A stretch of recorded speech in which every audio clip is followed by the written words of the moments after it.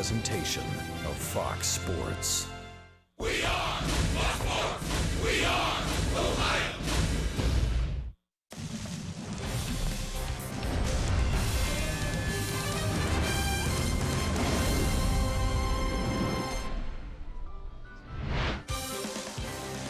September 11th, a day of mourning, a day to remember, a day to pause, but ultimately, in the spirit of our great nation, also a day to look forward and to move on. Tonight, it's Game 2 of this 3-game series between the Cleveland Indians and the Tampa Bay Rays here at Tropicana Field in St. Petersburg, Florida. Hello again, everyone. Matt Underwood alongside Rick Manning. For one Cleveland Indian in particular, today marks a dawning of perhaps a new era. Josh Donaldson, acquired by the Indians from the Toronto Blue Jays, makes his Indians debut tonight. And Rick, I know Indians fans are anxious to see what he has to offer. What realistically are you expecting from Donaldson tonight? I'm anxious to see him play. I mean, I think they made a great trade here getting Josh Donaldson. We know one thing. He can be a dynamic player, one of the best in the game when healthy. He can hit for power. He's just an outstanding hitter. He can drive in runs. He's a very good third baseman, too. But he has not played since May 28th, so we don't know what to expect right here. I'm just hoping he can come out there. He feels good. They're going to ease him into it. He's a 3-time All-Star, 2-time Silver Slugger, an AL MVP back in 2015.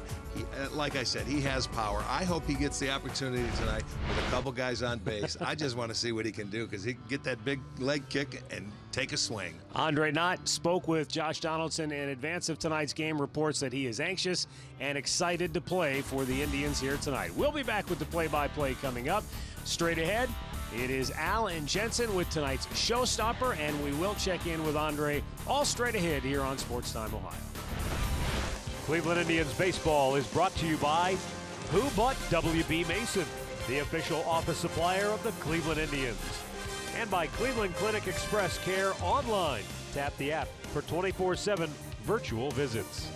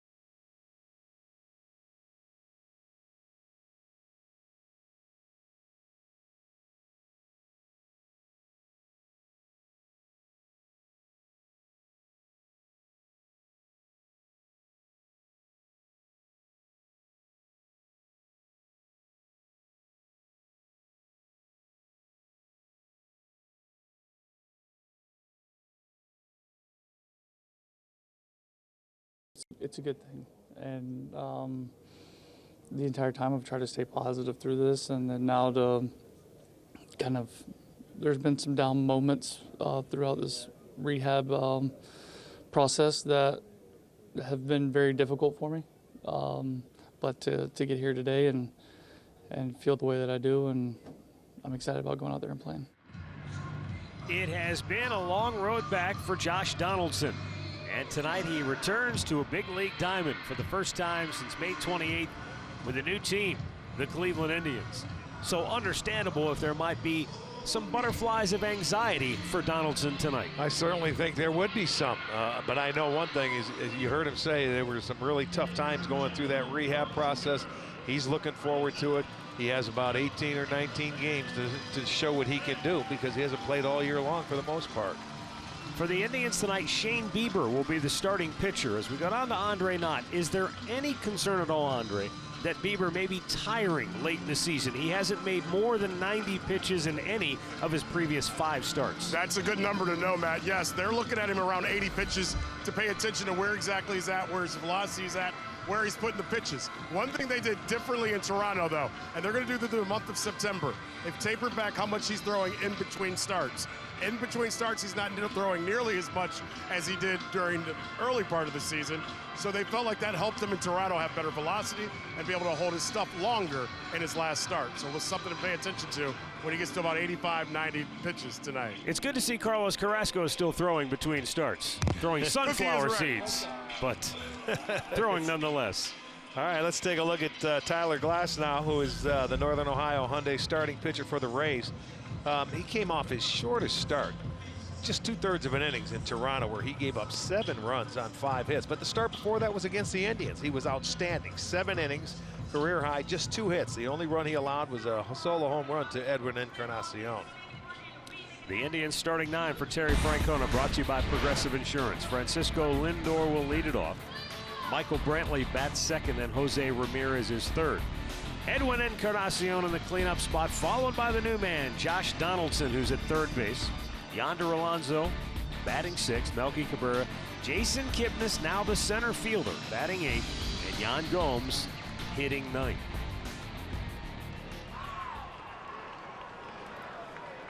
There is Donaldson awaiting his first turn at bat as a member of the Indians. Wouldn't it all be surprised if it comes in the first inning? It has been a big inning for the Indians all season long. They have outscored their opponents 104-67 in the first inning this year. Last night, they struck first with a run in the opening inning. Into left center field, Malik Smith runs it down, and we have one away. Well, let's check that Rays defense out. Behind Glasnow this evening, it's Pham in left field. Smith is in center. Bauer's over and right. Wendell is at third. Adames at second. Lau is at, it's short. Lau is at second. Crone is at first. And Shofo is behind the plate. Michael Brantley, 2 for 4 with a double and a run scored last night. Brantley has collected a hit in each of his last 3 games, going 6 for 12 at the plate. And Brantley keeps moving up the leaderboard. He is now 6th in the American League with a .307 batting average. Up high. He's also the 4th best hitter in the American League against right-handed pitching. He's hitting .318 against the righties.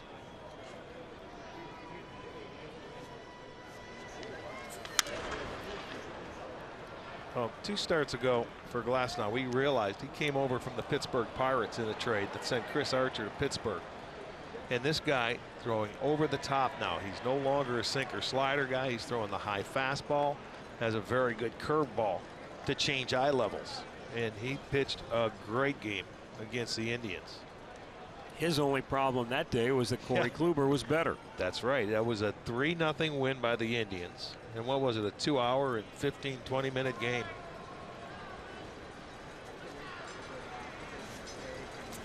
In the dirt. Yeah, what a what a difference a couple of weeks makes. Kluber beat Glasnow in a game that lasted 2 hours and 18 minutes. Last night, Kluber faced the same Tampa Bay club. He's knocked out in the second inning. That game went 3 hours and 36 minutes.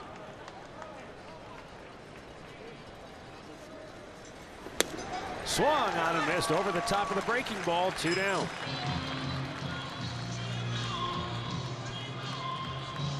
Yeah, take a good look at this curveball. It's a dandy. It's got great spin, and look at it go down. He starts it at the knees, and by the time it gets there, it disappears.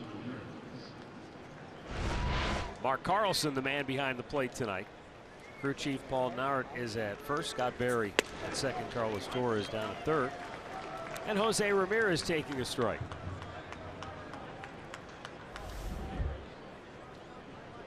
One for 3, a double, a run batted in, 2 stolen bases for Ramirez last night.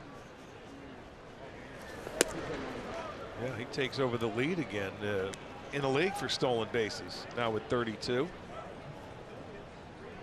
And Ramirez, of course, moving to a new position, albeit a familiar one. Sends a lazy pop to center. And Glasnow cruises through the first. The Indians are coming to bat.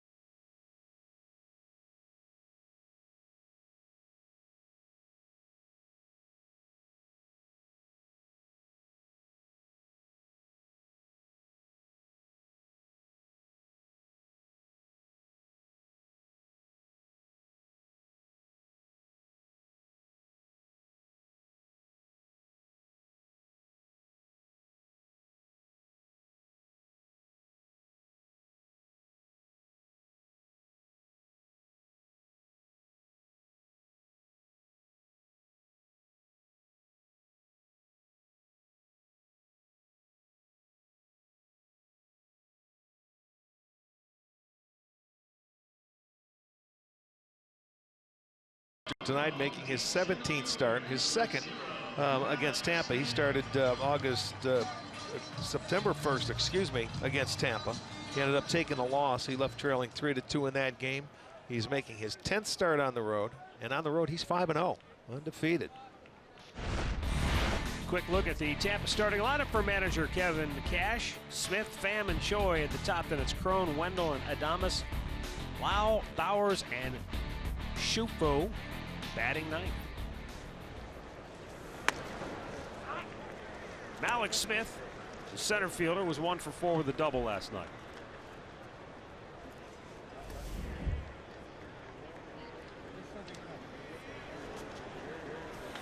Line to left. Brantley charging in, makes the chest-high catch. 1 away. Check out the Indians defense, brought to you by Ram. Looks like this. It'll be Brantley in left field. Kipnis gets his first start in center field tonight. Cabrera is over at right. It'll be Josh Donaldson at third base. Francisco Lindor at short. Jose Ramirez over at second. Yonder Alonso at first, and Gomes doing the catching.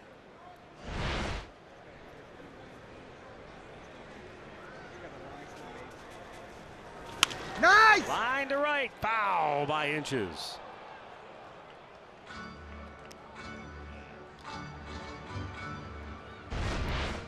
Well, Tommy Pham comes back to try again. Boy, look at the umpire. Are you kidding me? He had that line straddled. He had the perfect look.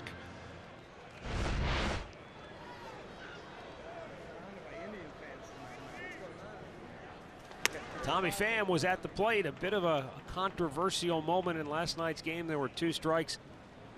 Hand appeared to have Pham struck out, but the pitch was called low, even though replay indicated it looked like it was a strike.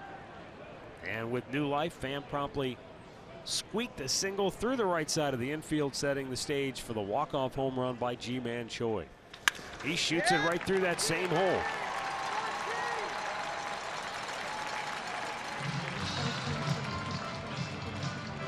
This was the situation last night. Indians led it by a run. 2 outs, 2 strike. Hand's pitch. Hand thought it was strike 3. The Indians thought it was strike 3. It was not called, and then Pham gets aboard. That set the stage for Ji-Man Choi, and he didn't miss that fastball.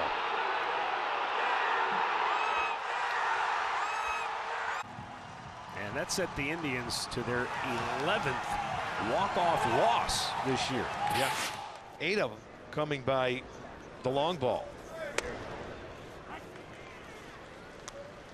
And for Tampa, that gave them that was their 9th time in walk-off fashion this year, and they were tied with the A's and the Blue Jays for the most. So they have done it often this year.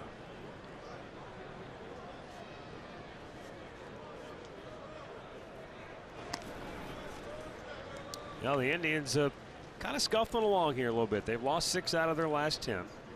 Tampa, other end of the spectrum. They've won a new franchise record 12 straight at home. And over their last 18 games, they're averaging better than 6 runs per ball game. Choi fouling it off. Yeah, and it's been the offense that's carrying them because, like you say, they're averaging 6 runs a game. The only time they've been held to fewer than 3 runs was the game Kluber shut them out back in Cleveland in the last 18. August 31st. That's true. They're 8-1 in September. 13 times they've scored 5 runs, and 6 times they've scored 8 runs. 1 ball and 2 strikes.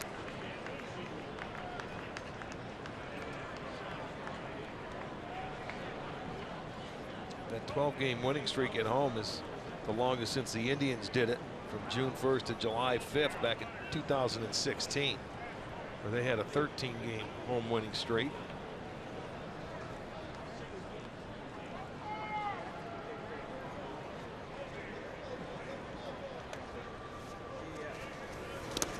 And even though this is a young team and a team that's sort of been thrown together by various trades in the recent month or so, they've got some pop. 10 home runs in their last 5 games, and of those 10, only 4 have been solo shots. So they're making them count. Make the most of it.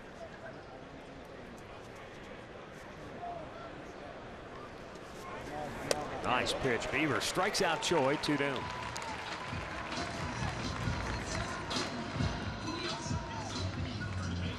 Storylines are brought to you by Wayside Furniture. Josh Donaldson making his Indians debut at the hot corner. He'll be coming up to bat, hitting second in the 2nd inning. And Jason Kipnis makes the move from second base to center field. Not foreign territory for Kip. He played there in college, and of course last year he made the move to center field and made a great play in the divisional series, a dive and catch against the Yankees. But Arch, you know, you have to make this move late in the year, and I know he did it last season, but it has to be a little bit of a transition period for Don't him. know how comfortable he's going to feel out there, because I mean, you're twice as far away. It's a little bit difficult to get used to the angles, although it is in the middle of the diamond. That should help, and you need to talk to somebody. You're going to have to yell. You play a little deeper. I think he would play at first. Yeah, I would, until he feels comfortable out there. I think he will.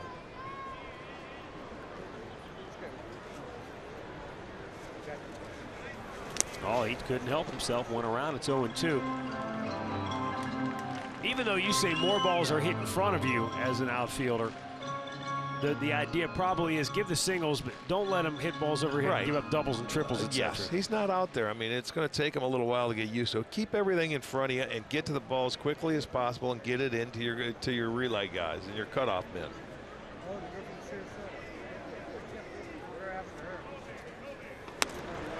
Low and away.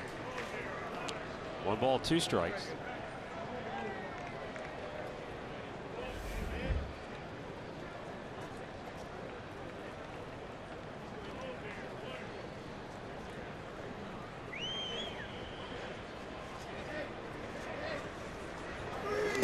Could not get him to fish. 2-2. The one thing that Terry Francona has said, and he's pretty steadfast about this, he will not be moving people around. This is the new lineup. This is the new order going forward. Ramirez will be the second baseman. Donaldson will be the third baseman. Kipnis will play in center field. He does not want to be moving people back and forth.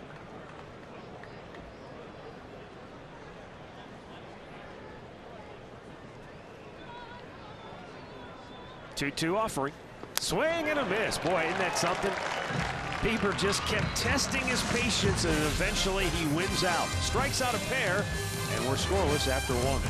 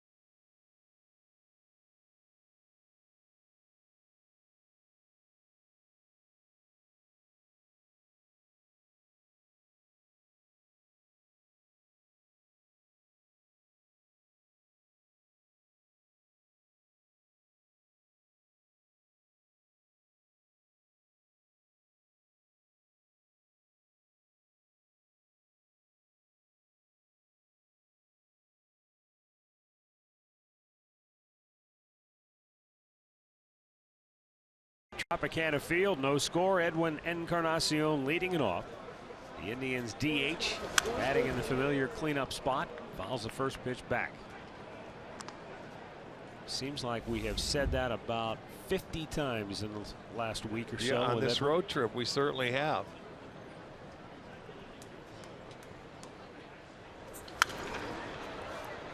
Oh, 0-2.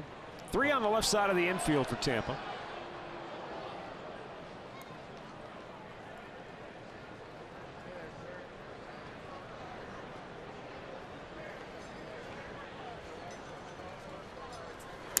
He strikes out on 3 pitches. 1 down.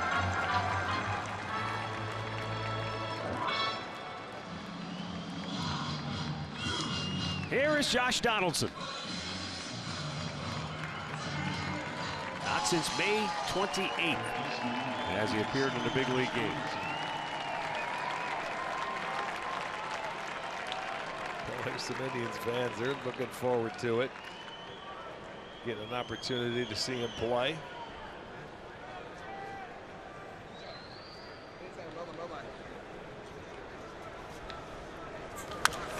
Gets after that first pitch, a fastball, and fouling it back.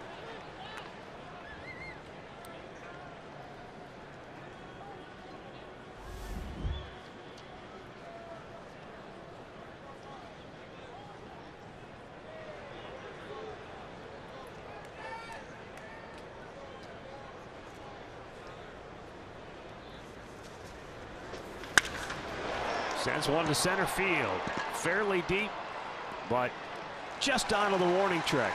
It is caught by Malik Smith for out number 2.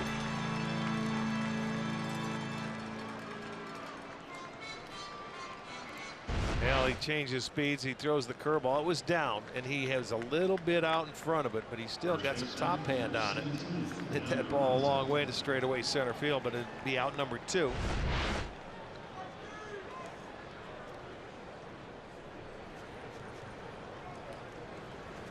Now Yonder Alonso. And it'll be a quick 1-2-3 inning. Middle of the second, no score.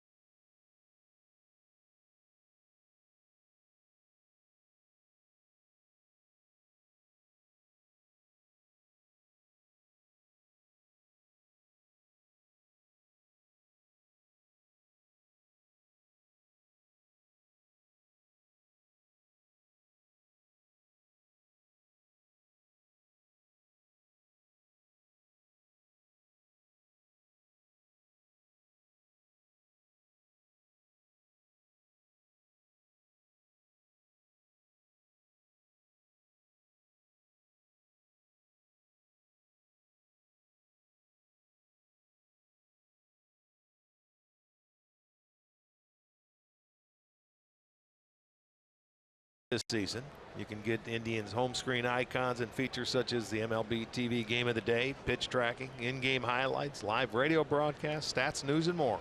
Download MLB at Bat today.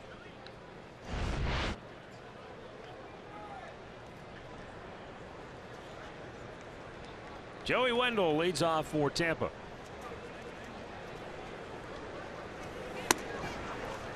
He was showing bunt. The Indians don't have a true shift on, but Donaldson way off the line, actually over towards short, with Lindor playing him close to straight up the middle.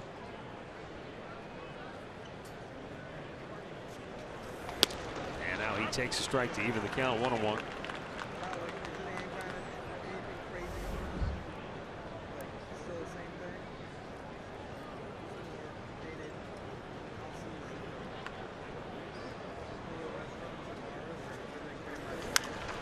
Popped up, foul ground. Donaldson gives it a look, but can't get there. One's about 4 or 5 rows beyond his reach. The Indians traded Joey Wendell to the A's in the Brandon Moss trade after the 2014 season. And then following last year, Oakland traded him to Tampa. The old player to be named later or cash considerations.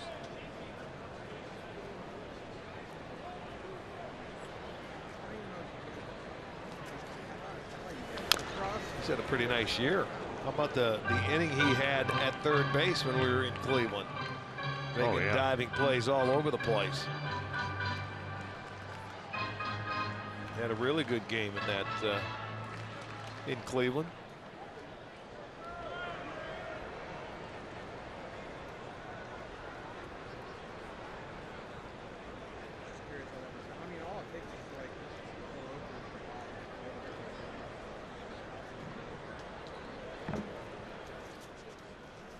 Swung out and missed. Chased the ball in the dirt. Gomes will throw to first. 3 straight strikeouts for Bieber. Our stat of the game is brought to you by Buick. Bieber unbeaten on the road, and his first 9 career road starts. He has handled his rookie campaign with a lot of poise.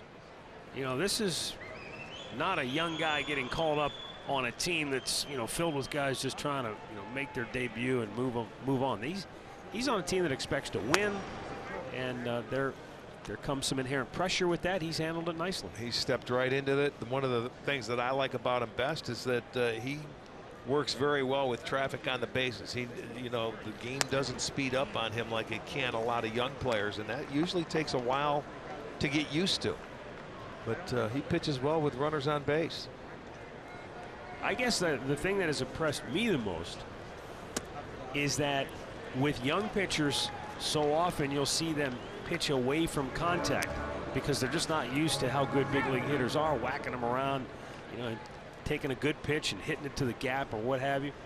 He's made 16 starts and has walked 16 batters. I know, but that's the one thing you got to love. He's throwing strikes. He'll give up more hits now. He's given up 108 hits coming into this game, and now 109 and 92 and 2/3 innings or something like that. But that's okay. He's going to get hit out of the ball game. He's not going to walk himself out of a ball game. What do you always say? Make them hit their way on. Make them earn it. And he's done that. And I think what we've also seen over the years is young pitchers learn from year to year. They get a little bit better. They figure some things out. So, you know, if you got a guy who has good command like Bieber does, he's going to take that and run with it as he moves forward. I think he learns every time he goes out. And, you know, it's very important for him now, being a younger pitcher. He has to throw strikes. If you're looking at him around the 80 to 90 pitch mark, you know, you can't stay in a ball game very long and hang around and get wins if you're not throwing strikes and getting hitters out early. 2 down for Brandon Lau. You might be able to do that in the minor leagues, but not at the major league level. And it's a grind. There's some great lineups out there that make you work. They foul off a lot of pitches, and he's gone through a couple of them.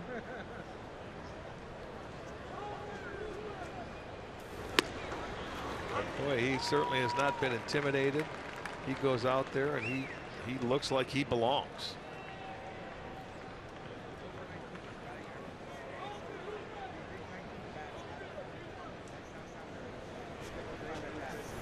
Good pitch. Wow. Good morning, good afternoon, good night, Brandon Lau. 4 strikeouts for Bieber in the first 7 hitters of the game.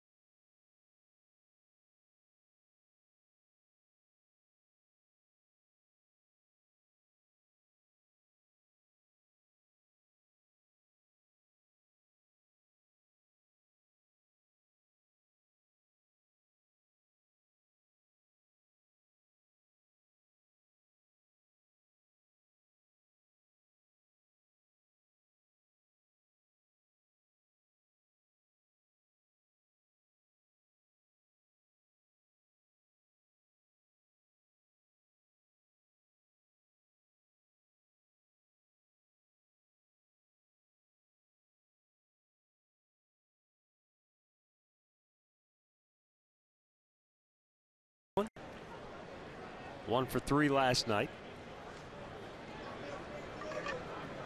Tyler Glass now. Big man does not use the windup.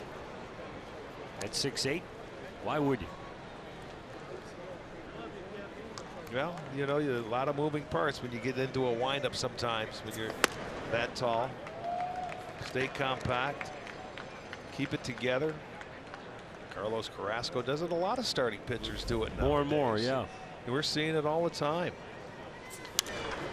Even guys who use what is considered a windup, so many of them, it's a really abbreviated windup. Yes. Man, it used to be where you wanted to give guys motion and you know, try and trick them a little bit, and that's a thing of the past. Nice play moving to his left by Brandon Lau. Melky Cabrera retired, 1 down. This is what Rick was talking to you before about. He went from a sinker slider guy to a power fastball curveball pitcher.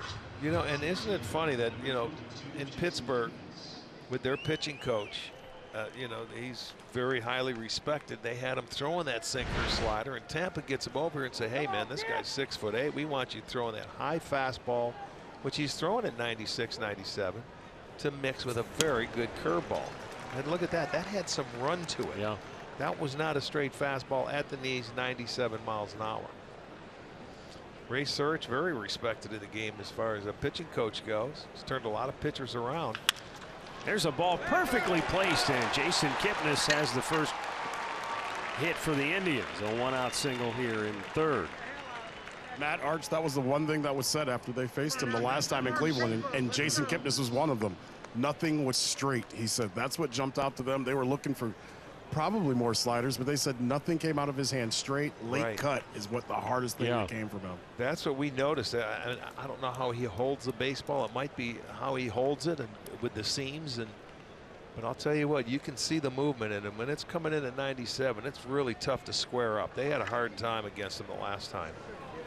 How did he only go 2/3 of an inning against Toronto and give up 7 runs? Wasn't cutting, wasn't moving. Well, you could throw that underhand and not give up 7 in 2/3 of an inning.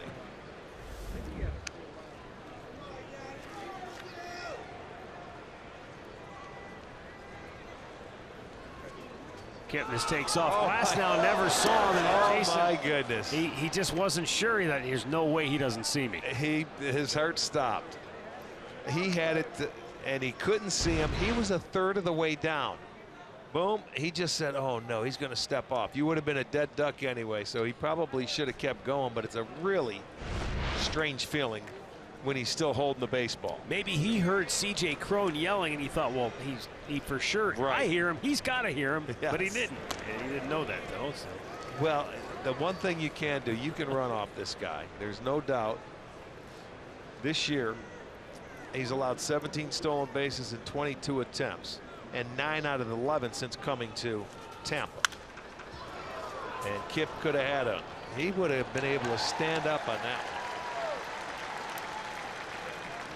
He takes off, and it's just a really strange feeling. Look at that, 28 feet. He's off the base. Had he just kept running, he might have been to second base before the ball got to home plate. Might have been able to score on a single. Swinging a foul back.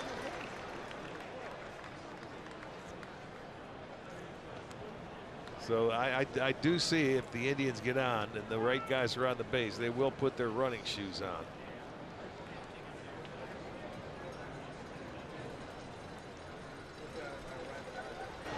High throw picked off by Crone. I don't know if his foot got stuck around the rubber or not. But he almost overthrew the pitch.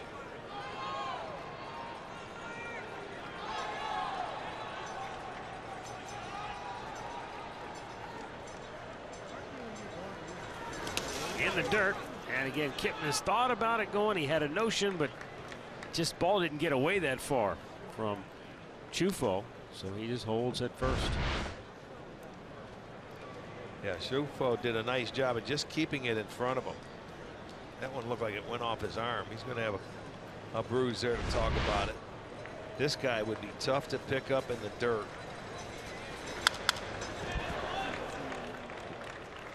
Good job to foul off a tough pitch.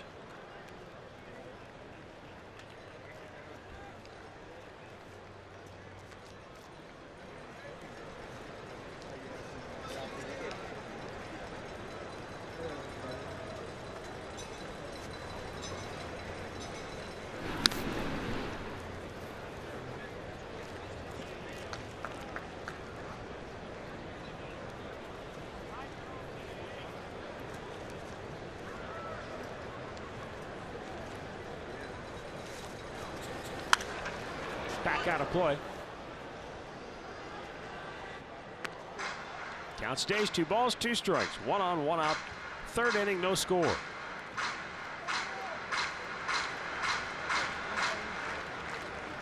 Eighth pitch of the at-bat coming up for Gomes.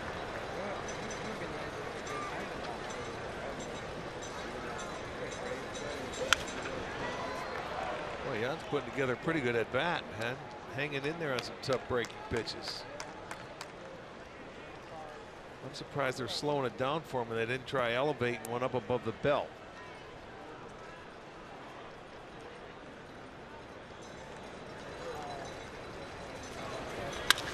He just punches it into center field. Oh, My goodness. That goes to show you what a good low ball hitter he is. They're doing him a favor when they slow it down and put it down there in that zone. With his high riding fastball, he kept his hands back enough to he goes out and the catcher was going to block that ball in the dirt. Great job of hitting by Gomes. It really was. So back-to-back hits for the Indians. Now you roll it over to the top of the lineup and they have a chance to get on the board. Table is set for Francisco Lindor. Not a true shift, but look at how big a hole Lindor has on the left side of the infield.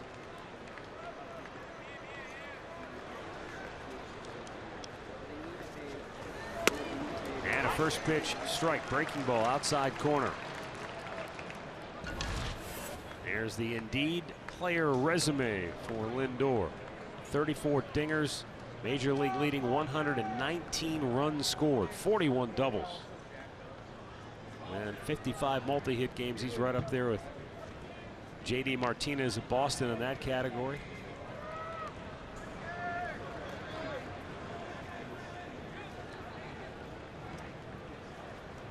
When it comes to hitting with runners in scoring position, he's no slouch. 288 mark.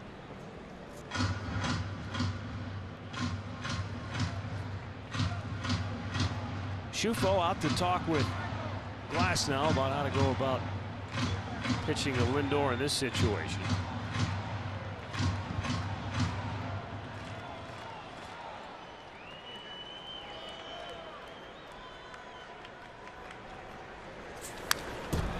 Lindor playing this game in front of extended family and friends. Andre said anywhere from 50 to more people are here just because of Lindor. The 0-2. And I'm not talking about fans, but people who have a connection to him from his days in Orlando. Matt, it started at 50, and he told me yesterday it was 77 by the time the game started. Start getting friends and family that he didn't even know. Yeah. Oh, they start texting and saying, hey, let's go. We're going to the game tonight. You want to come? Now, he says he doesn't put more pressure on himself, but I thought some of his swings last night a little longer than what we're used to. 0-2 pitch, line to center. It's caught. And Kipnis, who had a good break towards third, has to retreat. 2 down. Well, he told you in the clubhouse yesterday, that he wasn't going to put any extra pressure on himself, that it was business as usual. But, I mean, come on, you're not human if you're a little something driving. You're like, boy, I'd like to do something special for all these folks. I think it's natural for him. I don't think it's a bad thing. I think he even said, and he had a long talk, and we can talk about this later. He had a long talk with Tito about that today and just where this team is at with motivation, with where they're at.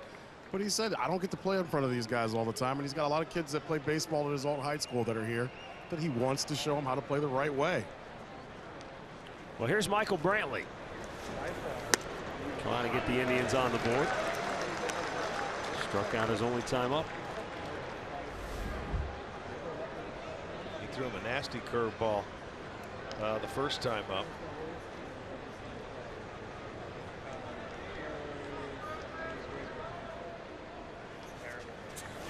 Smothered by Schufo. And that seems like what he's doing now. The good hitters, Lindor and those guys, you're slowing it down early, trying to throw that curveball for strikes, and then you can maybe change their eye level with something upstairs later. So you slow it down and then speed it up. And if they get on the fastball, then you can slow it back down again. That was a good fastball. 98 miles an hour. Yeah, and look where it's located. At the knees, that thing looks like a dart. It's tough to pick up when it's this low in the zone. He's got his glove up. And these catchers for Tampa, they just sit right in the middle of the plate. They do not sit on corners like you're catching Corey Kluber. Rounded right at the second baseman. Inning over. No runs, 2 hits, 2 left. Middle of the third, no score.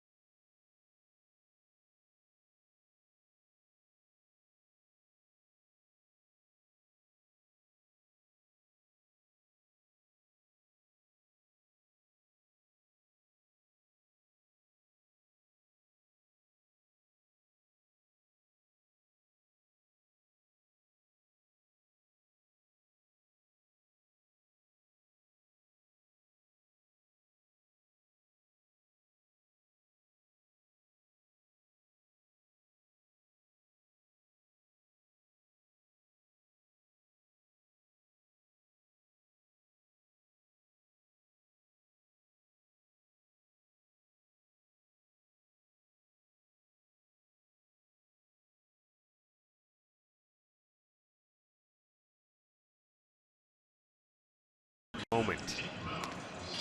Tropicana Field, St. Petersburg, Florida. No score, bottom of the third.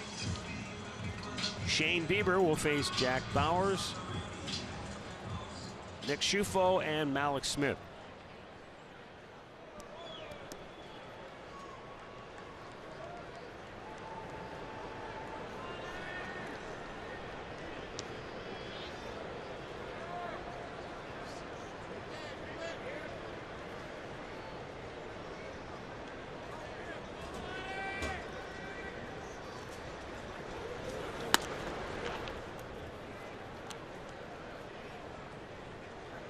Jake Bowers. Big home run last night. 2-run shot in the second. Gave Tampa Bay the lead.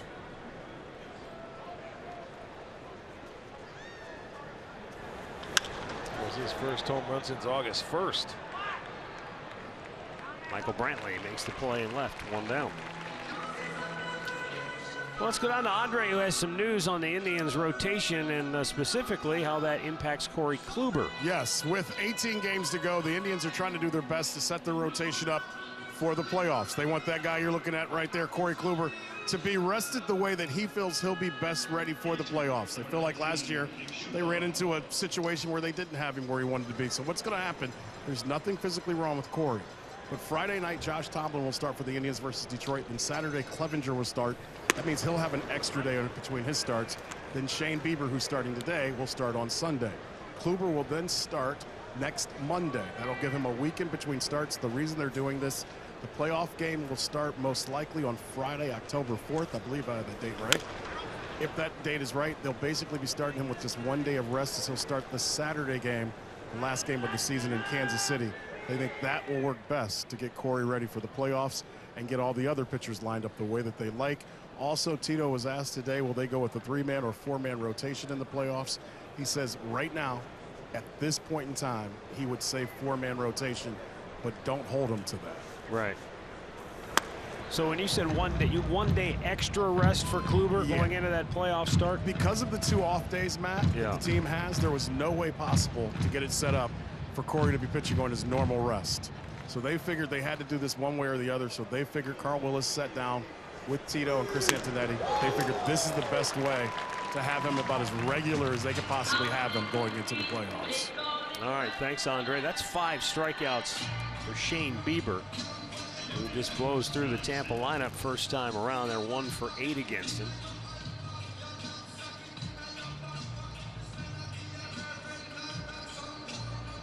One for 9, excuse me.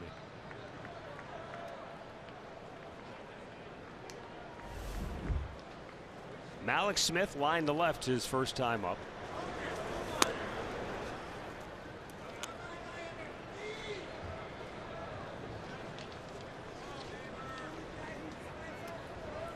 This guy is hitting .380 at his home ballpark this year.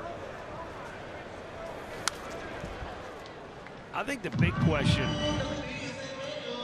for the Indians, you know, when you talk about pitching and projecting into the postseason, is will it be with or without Trevor Bauer? That is a good question, and we should find out more, I think, when we get home this weekend. Something about him. Out of play to the left. Have you heard anything, Andre, on this trip? I haven't. He will, you didn't listen to me last night. I know it was a long game, 356 pitches. He will throw tomorrow off the mound. Trevor will. Then they're going to try to throw him again on Friday, hopefully again on Sunday. But you're right. We will know more when we get home because there's an off day on Thursday. But Friday I'll have a report, and I'm sure I'll have a happy, I'm joking, Trevor Bauer to tell me exactly where he's at. The 1-2. And there's strike 3 called. I mean, Bieber is on fire. He has struck out 6 of the first 10 batters he has faced here tonight, and we are scoreless through 3.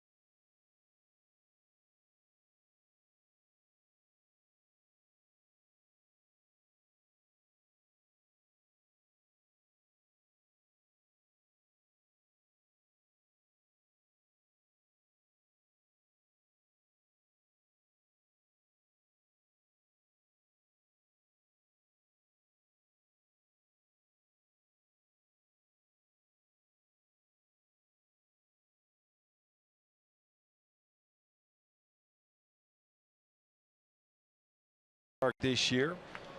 Friday, when the Tribe takes on the Detroit Tigers, will be the next one. So grab a $15 district ticket or a $15 KeyBank Kids ticket. Get your tickets at Indians.com or by using the ballpark app. Jose Ramirez leads off the 4th inning. No score.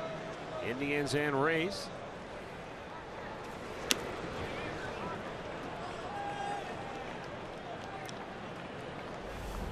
Tyler Glass now has struck out 2. He's given up 2 singles.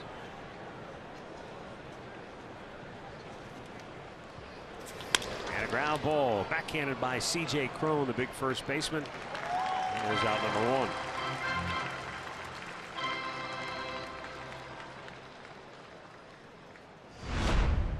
Back in Cleveland, Edwin got a hanging breaking ball. Wasn't a terrible pitch, and he blasted it out the other way. Did a beautiful job to stay on that pitch. And that gave them their first run, and in turn that's all they needed, although they added 2 more.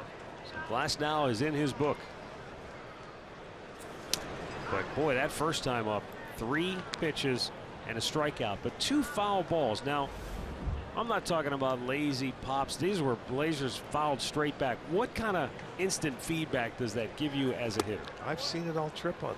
He's getting decent pitches to hit. He's just not hitting them.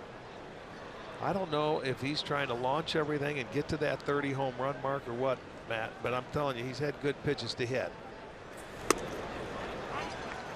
That was a good fastball inside corner. That had run to it.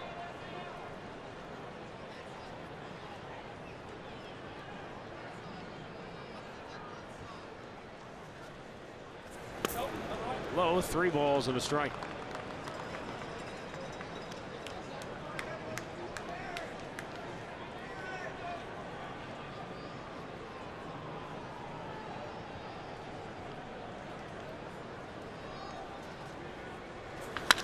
He waited for that one and launched it to deep left, and it's over the head of Pham, but he hit it so hard, and Pham was playing so deep that he holds him to a single off the wall. That ball came back off that wall so fast to Pham. That was over his head before you know it. He smoked this pitch. And watch it get over. Watch it come right back to him, and he goes right into his gut. And he says, and he wasn't even at first base when that ball hit off the wall. 1-out single.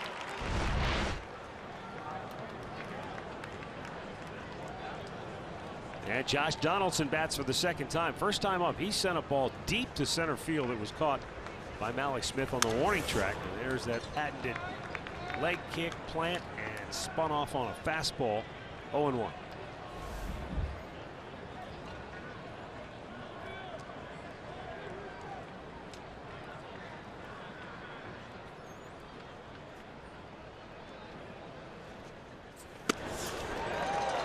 Fastball 95, couldn't get up the ladder to it, and he's in the hole 0-2. It was a breaking ball that Donaldson hit the center field his first time up. They're going to go that way again. Now time is called by Josh.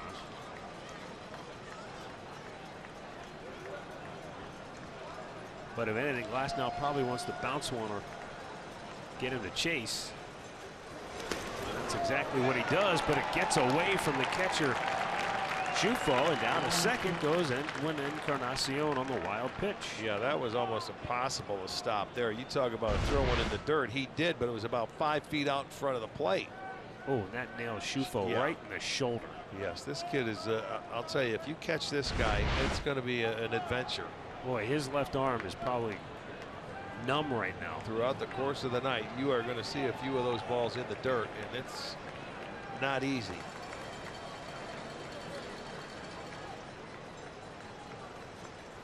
One-two pitch in the dirt. So back-to-back breaking balls. Bounced both of them. And now Donaldson back to even. Since 2013. Or from 2013 through 2017. To the top RBI man in the game. 2-2. Line to deep right field. Back is Bowers on the track and makes the catch. And so twice tonight, Josh Donaldson has sent a ball deep to the outfield, both times caught for outs. Well, he lined that ball and hit it very well. You check out the sequence. You see a fastball he fouls back. He's going to elevate one a little bit up out of the zone. Then he misses with a couple of breaking balls down. And then he's going to get the pitch. He just lined another fastball that had a good part of the plate. He lined it to right field. And look at, you can see the look on Glasnow's face. He wasn't sure that ball was going to stay in the ballpark. Well, here's Yonder Alonso. And he looks at a fastball strike.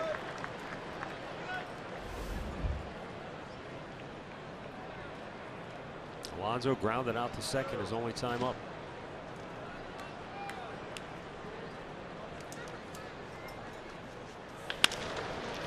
To first, scoop by Crone, inning over.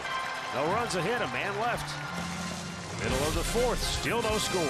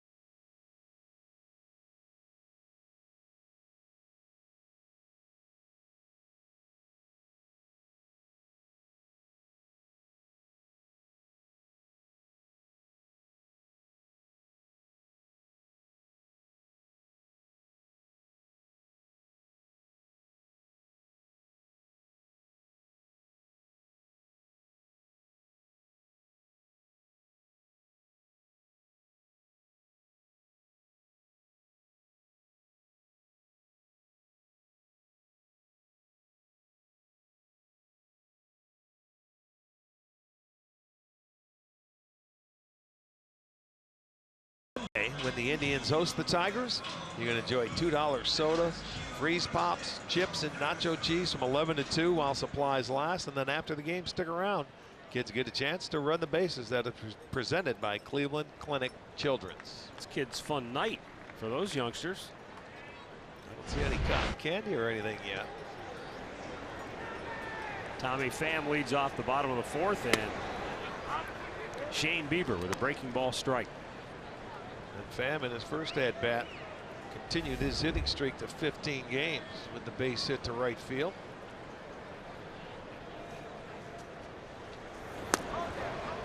Longest current streak going now. Oh, there it is. Spoke too early.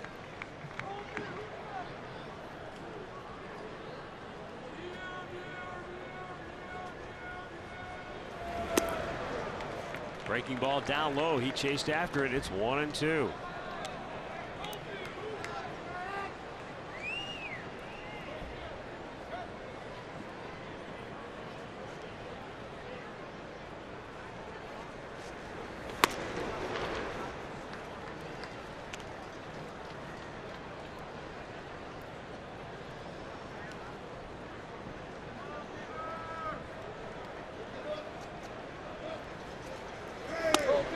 High.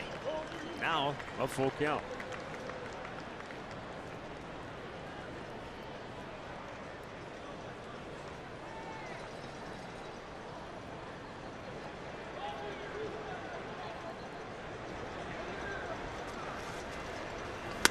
And he walks it.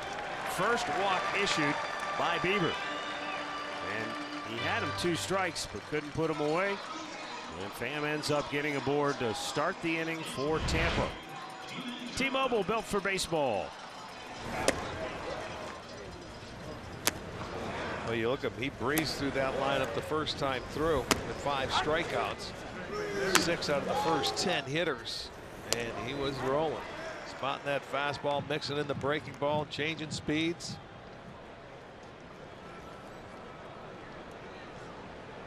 G-Man Choi struck out his only time up in the first.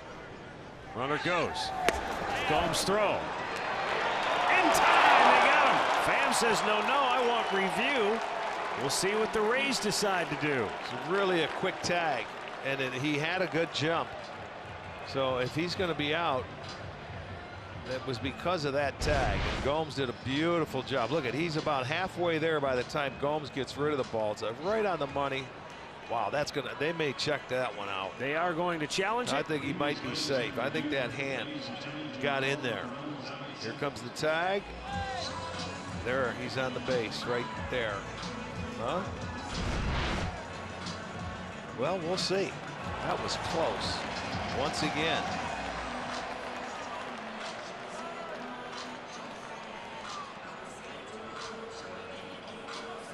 Could certainly make a difference with nobody out. You'd either have a man on second base. Let's see. I think he's going to be safe.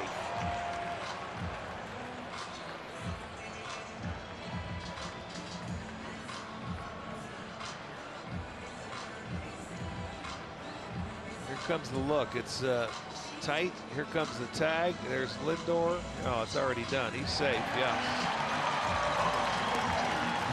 Call is overturned. It's a stolen base for Pham. He gets his 5th. Well, that could be a big play for Tampa.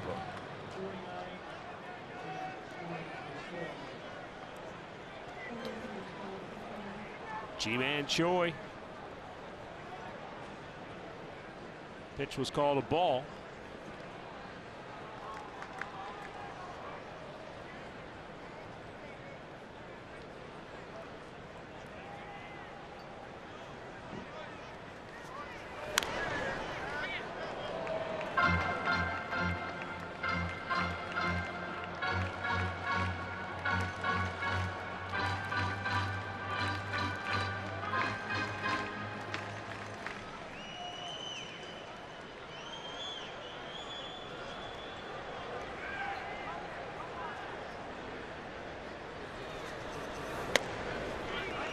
Good fastball low, right part of the bottom of the zone.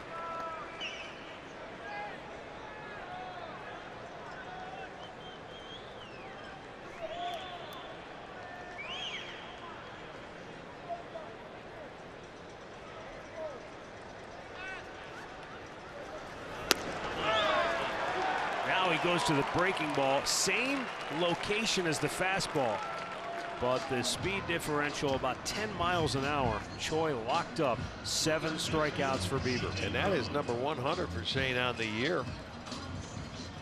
And that's pretty darn good. There it is, right at the knees. It had a little tilt to it. Here's C.J. Cron. He went down swinging his first time up. Bieber got ahead of him, teased him with a couple of breaking balls, and then eventually he got him to go chase one.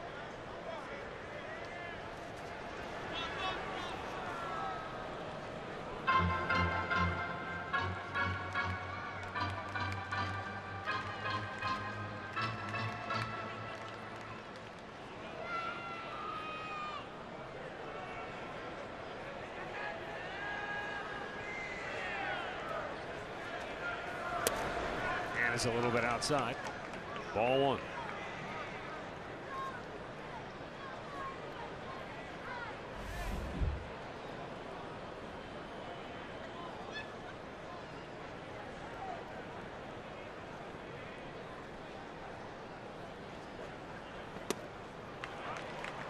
Another low fastball inside corner.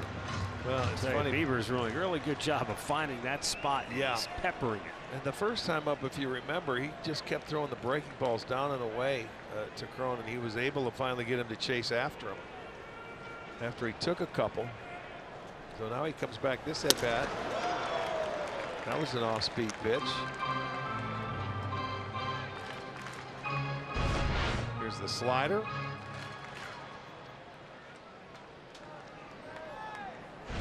I'll tell you, he's got the ball down in the zone today.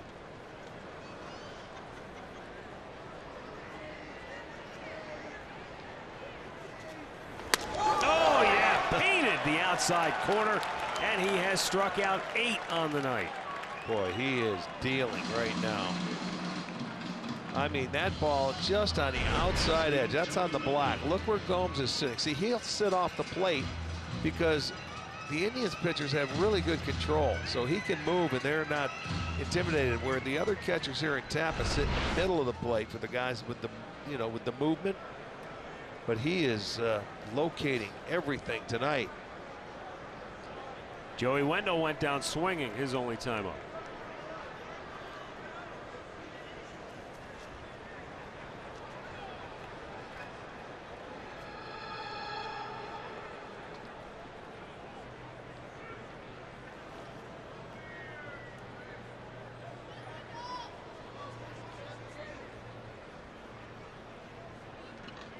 Bieber with 2 strikeouts in every inning so far.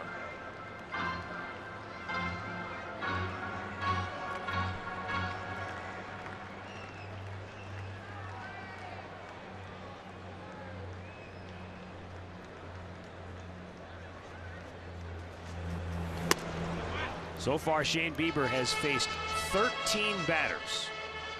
He's walked 1. And only 4 others have put the ball in play.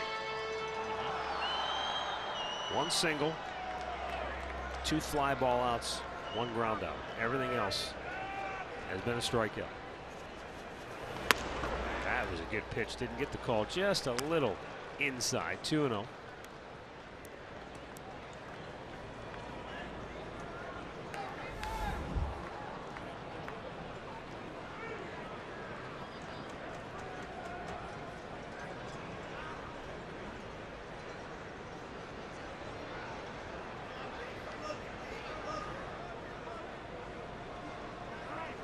And now there seems to be some confusion on maybe the sequence of signs with that runner at second base. So Gomes says, all right, let's get this straight. Lindor joins the conversation, but because he needs to know as well. I get it. Can't get over the guys put the glove. No lip reading in our conversation. Not going to happen. It was Greg Maddux and Will Clark that changed the landscape. Maddux was on the mound for the Cubs then. Will Clark watched the pitching coach go out, And he saw Maddox say fastball in, and Will Clark crushed one. And ever since then, Maddox was the guy who he started it. He put the glove over his face, and then everybody started doing it. And I think you were right on to him because it was a fastball in on that first pitch.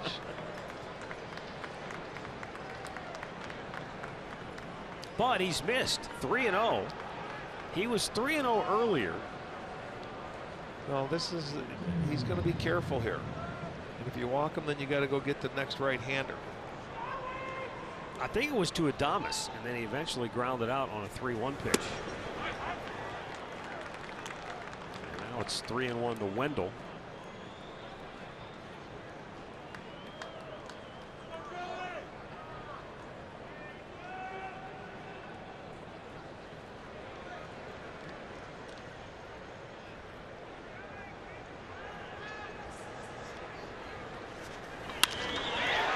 Jose Ramirez gathers in the line drive. The inning is over. 4 complete. No score in Tampa.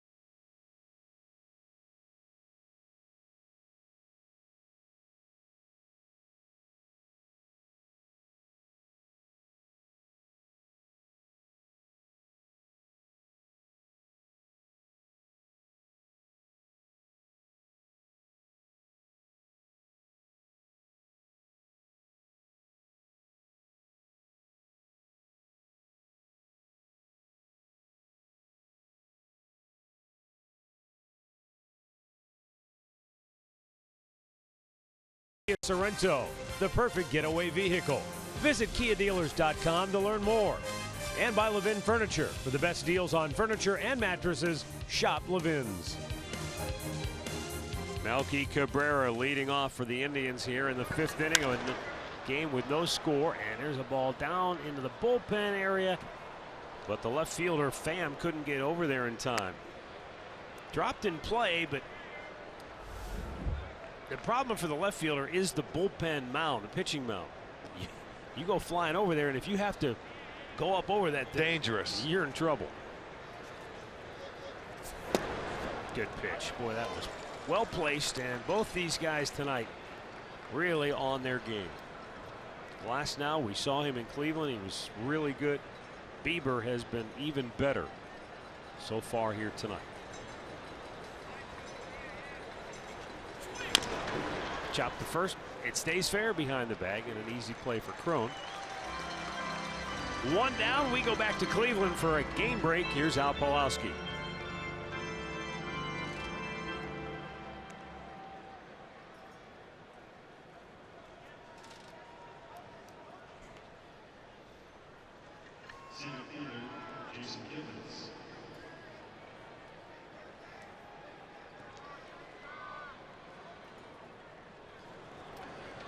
Thank you, Al. Astros began the day 3 better than Oakland in the AL West. Tell you what, you have to give the A's a lot of credit. They won't go away. They can't shake them, can they? Uh-uh.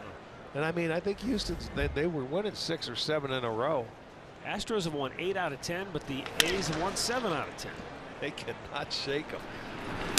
Kipnis is retired, 2 down. Injury report brought to you by the attorneys at Elk & Elk. John Lester left last night's game with back spasms. The Cubs lost, and the Milwaukee Brewers running them down. They won 4 in a row. Milwaukee just a game back in the National League Central. And hey, St. Louis is only 3.5 back. That division stays bottled up. As you guys talk about that situation, people down here have been telling me, well, the Rays have a chance if they can sweep the A's. The A's are in the way here, and they're like, if we can sweep the Indians and then sweep the A's, we're going to get back in this thing. And I've heard fans and I've heard a couple coaches talk about that. I just find it interesting that we know there's only 18 games left, but that's the hope for the Rays right now. Yeah. Well, that's really an outside chance. Yan Gomes with a high fly ball, deep left center field, going, gone. We have a score. Gomes' 14th home run of the year gives the Indians a 1-0 lead. I'm going to tell you, he's had 2 outstanding at-bats here in this ball game. So Gomes gets his 14th. He gets the Indians on the board, and he drove that ball a long way. That's about the deepest part of the ballpark on the breaking ball. Again, he throws him. He had that great, well, you see, he left that one up a little bit. Gomes had the great swing at that breaking ball that was off the ground. He comes back with another breaking ball, and he makes it pay.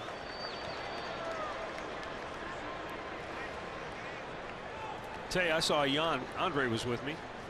We were standing out at the hotel last night when Gomes got back from the game as Lindor bangs a single to the right side of the infield. That ball that hit him last night, remember he tried to block a ball in the dirt, hit him in the ear. He said his ear was ringing pretty good after that. But he said the problem is here at this particular ballpark, because it's indoors, the area around home plate, he said it gets really chewed up down there. And you get those balls in the dirt, and you just don't know which way they're going to bounce. Matt, I watched this day before the game. They put water over it, but unlike other places where the humidity or whatever else will change what's going on down there, it doesn't. You can see where it's starting to clump up already. Yeah. Because they get it wet right about 45 minutes, half an hour before the game, and then it just sticks in there. It sticks all the way around third base, second base as well. There's those clumps that he's talking about. And that does change where the ball goes when it hits off of it.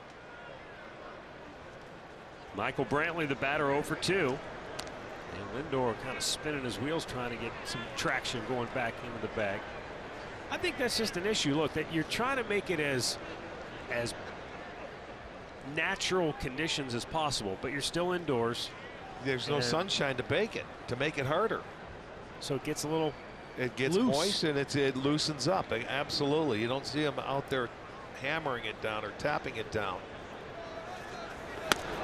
And they probably could come in there, in between innings, I guess, and maybe rake it around there, but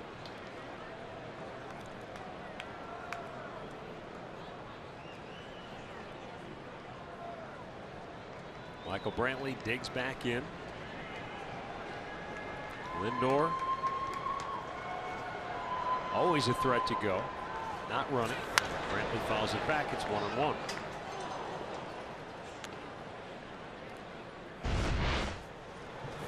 Home run by Gomes on StatCast AI, powered by AWS. 109 off the bat. 435, the biggest part of the ballpark. He went out.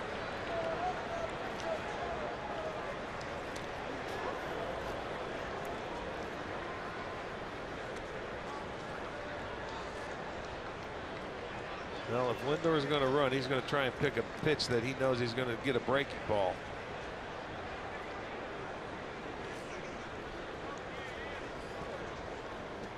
There goes Frankie. And Michael trying to shoot it through the hole on the left side, but he hit it right at Wendell, the third baseman. And the inning is over. But Yan Gomes, this part can't hold him. It's 1-0 Cleveland.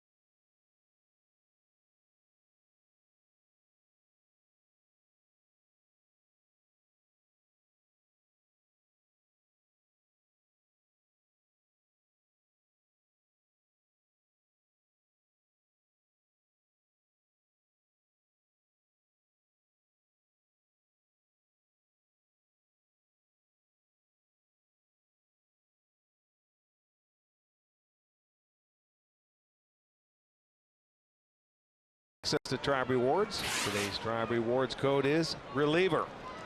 Visit Indians.com for complete details. Those relievers collectively last night were very good. Yes, they were. Everybody, of course, disappointed at the way it ultimately ended. But you can't look back and say because of one bad pitch the whole night was lost. There were a lot of good things to build on for a lot of people. Tyler Olson was spectacular. Oliver Perez as good as always. Otero 2/3 scoreless. Andrew Miller really a good inning to build on. Yeah, 12 pitches, 10 strikes. Yeah. Neil Ramirez a scoreless inning. Cody Allen worked a scoreless inning. So yeah, it was a good night for the bullpen. The 0-2 swung on and missed. Adames goes down hacking. That's 9 strikeouts for Shane Bieber. Here is our great clip of the game from last night, and Andrew Miller came on and he faced Willie Adames, got him to ground out. Brandon Lau went down swinging, and Jake Bauers the same. Look at that nasty slider. Well, and you see how the fastball had velocity. The velo was there. It was good to see. One other guy that's down there in that bullpen that did not pitch yesterday. If you look at that picture that we've been showing, Pleco. Good eyes down there. You see him. He went, relax, I got you. He went down there in the 5th inning yesterday because of those off days we talked about earlier. He's there to help in case they were need length or anything else basically over the next couple of days. And as you pointed out, Josh Tomlin right down there. But didn't pitch last night. But look, Tomlin's been a starter in his career. And he's been a great veteran and it's helped a lot of the younger pitchers. It has not been a good season for him. He's well aware of that. You know something else that he helped do in Toronto? Remember we were showing Andrew Miller when we were in Toronto, still on the DL, and he was doing his bullpens? Josh took all those guys out there, and they always do it. We talk about it with the starters. But they went out there while he was on the DL, and he had all those guys going out watching Andrew Miller try to come back, just taking care of each other. And Josh is a big part of doing that with all those guys. Dan Otero, Dan said, yeah, he says Andrew was going out there, and Josh goes, let's go. Let's go out there and watch him, make sure he knows that we got his back. The 2-2. Low. I think they respect Josh an awful lot for everything he's done, everything he's accomplished, everything that he's been through, fought through.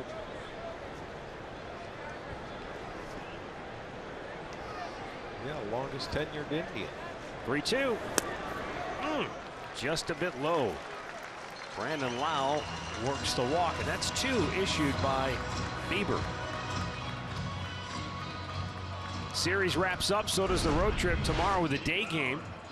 And another great matchup as Carlos Carrasco goes up against Blake Snell. And Blake Snell very much a part of the Cy Young conversation. Yes, he is. 2.06 ERA, 18 wins, tied with Kluber. Jake Bauers fly to left his only time up.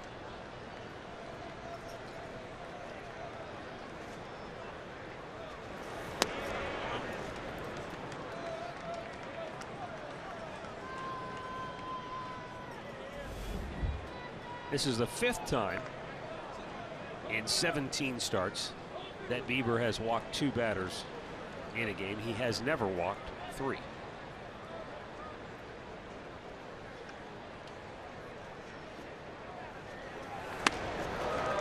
Breaking ball, tied him up inside corner, 1-1.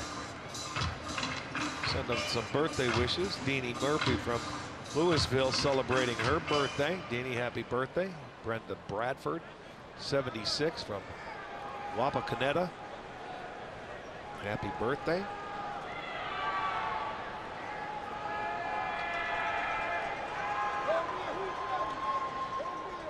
Throw to first, back diving is Brandon Lau.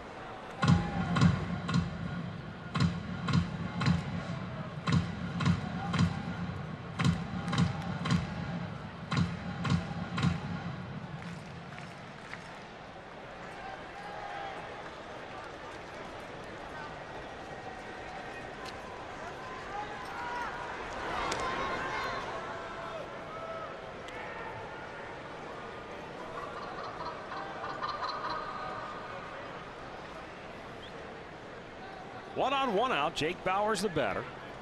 1-0 Cleveland. We're in the bottom of the 5th.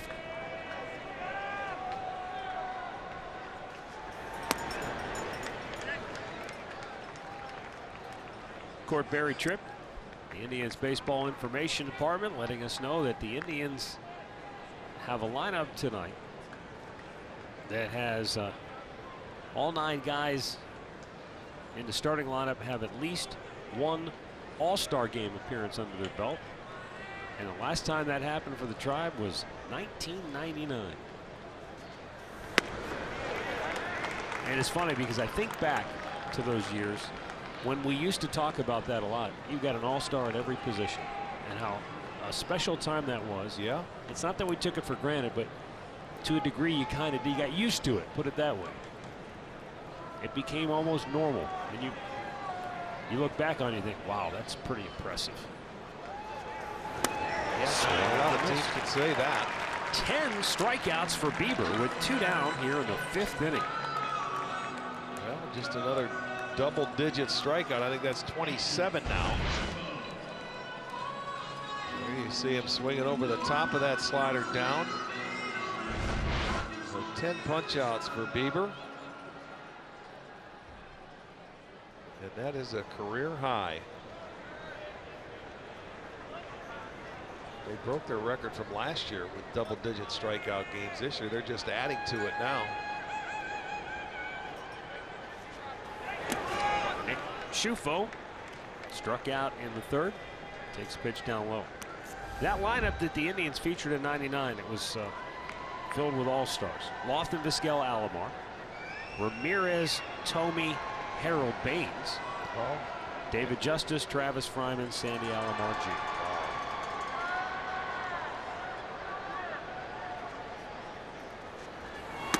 And see, there's another. You forget about the Harold Baines. He was only there a short time, but right. Yeah, he played a long time, and primarily with the White Sox, but he was out in Oakland. Right. And he bounced around to a couple other teams too. I think in Baltimore as well. But remember, the Indians. There was a time it was kind of a last stop for a number of guys. Harold Baines, I think, a Cecil Fielder. Dave Winfield. Kevin Mitchell. There were a lot of guys that were, had good careers and maybe on one last shot with the Indians. Indians trying to squeeze maybe every last drop out of them if they could. Eddie Murray. But at least in Eddie's case, he was still a really good player. He wasn't quite at the end. He was close. Right. Not on his last leg. Is what you're saying. Yeah. 2-1. Not a play.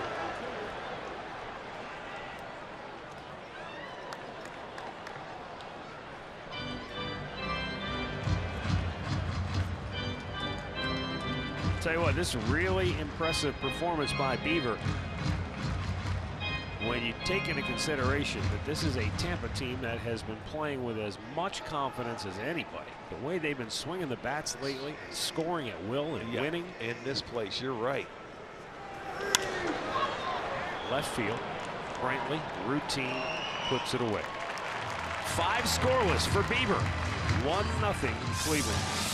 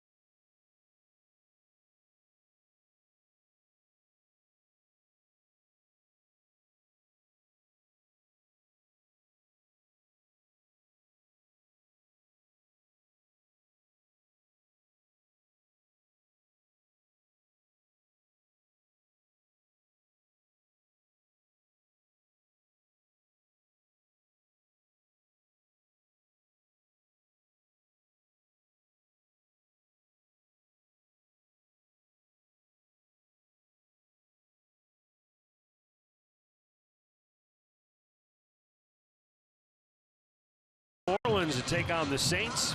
Jim Donovan, Doug Deacon, and Tony Grossi will take you inside the red zone, talk about the matchup Thursday night at 8 on Sports Time, Ohio.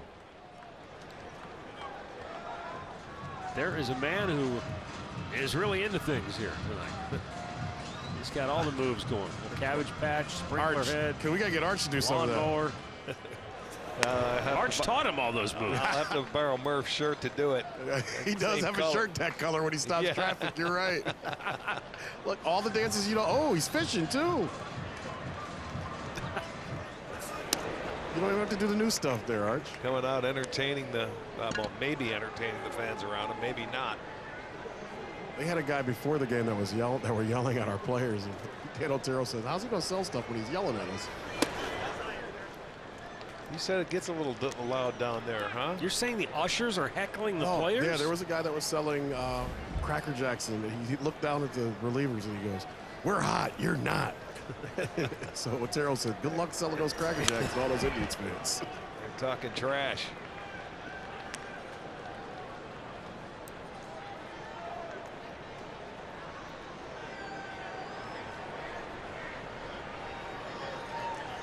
At least he kept it clean. Stay classy.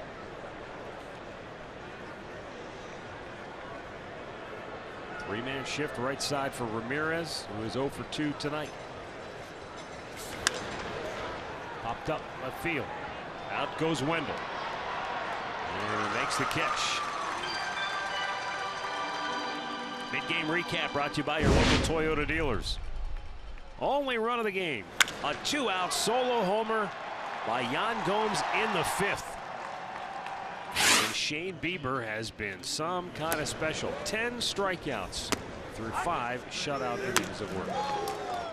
He's given up 1 hit. Yeah, he's been locked in, and that came in the first inning. Second hitter of the ball game.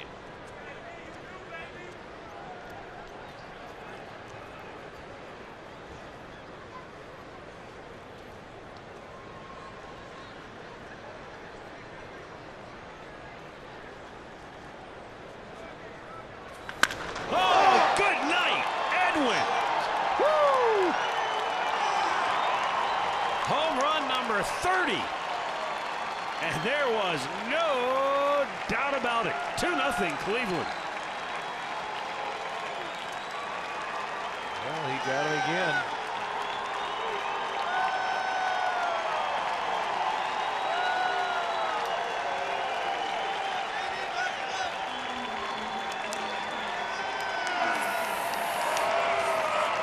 There it is. Only player in the majors, 30 home runs and 90 ribbies each of the last 7 seasons for Eddie. Listen. Ouch. Because you get the sound in this place, it really makes it that much louder. Breaking ball misses outside to Josh Donaldson.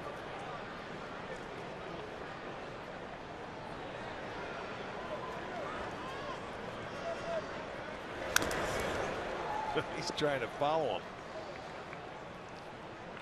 That was a wicked hack, but it's 1-1. Donaldson following Edwin, who is all smiles in the dugout now.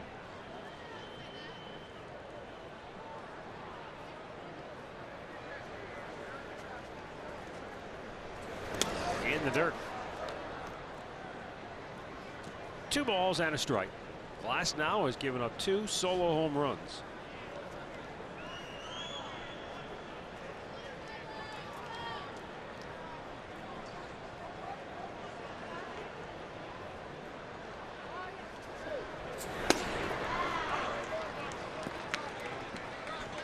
Fastball evens the count of 2-2. And with 2 strikes, wow, the second baseman goes from the left side back over to the right side of the infield. So he's shifting around based on the count.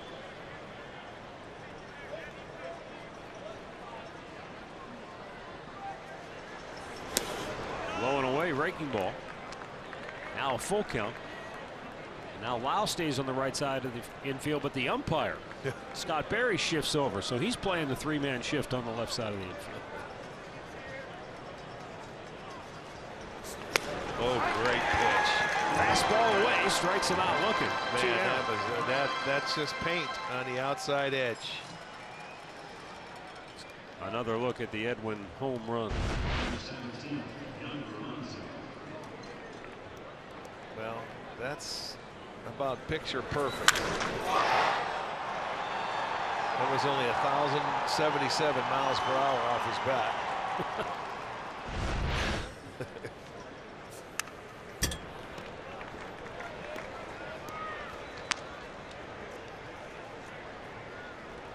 Well, we talked about it, Matt. He's been missing, fouling some straight back. That one, he squared up. It's interesting too, because when he took last now deep in Cleveland, it was an opposite field shot On a breaking ball. Yeah, it was away. He just stayed on it. That time, It's a fastball. he met the fastball and he met it out front. Think about where his single went. That fastball that he hit, a base hit off the wall. Oh, yeah, that's true. He smoked that the pitch before.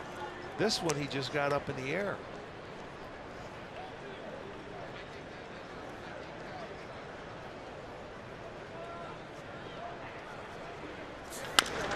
Big bouncer, behind the bag foul.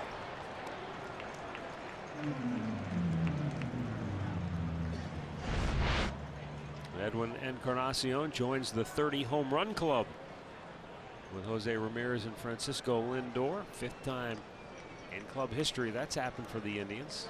Not since 1999 though. Manny Ramirez, Jim Thome, and Richie Sexton.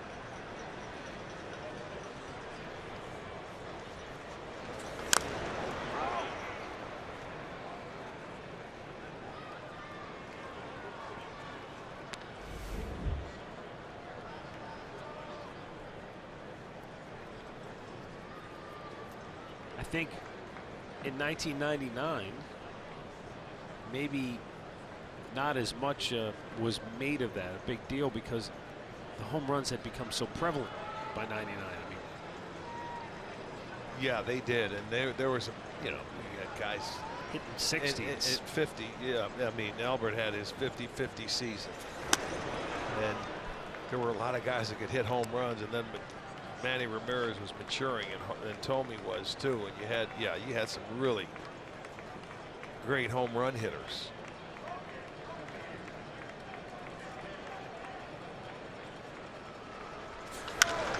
There's a high fly ball to left. Pham is there. Inning over. Another home run for the Indians. This one, a booming blast by Edwin Encarnacion. It's 2-0 Cleveland.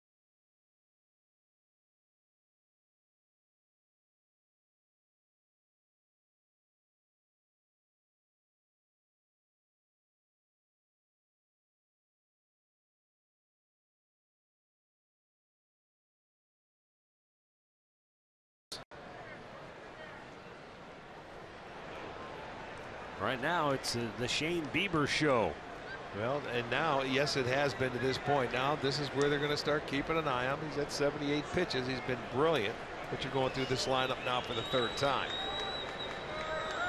Bullpen is quiet at the moment. Pitch upstairs, ball one.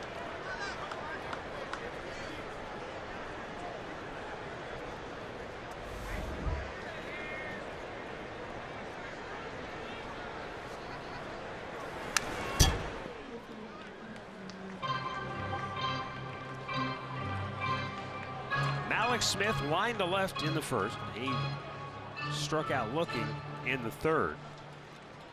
And he is 1 for 6 now in the series. He'll be followed by Tommy Pham and then Ji-Man Choi here in inning number 6.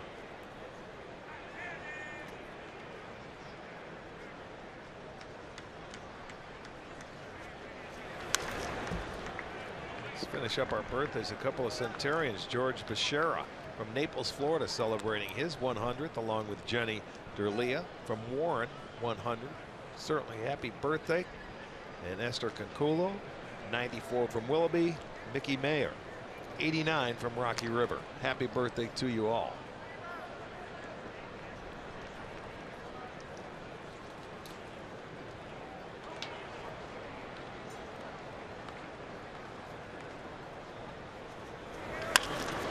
The middle, cut off by Lindor.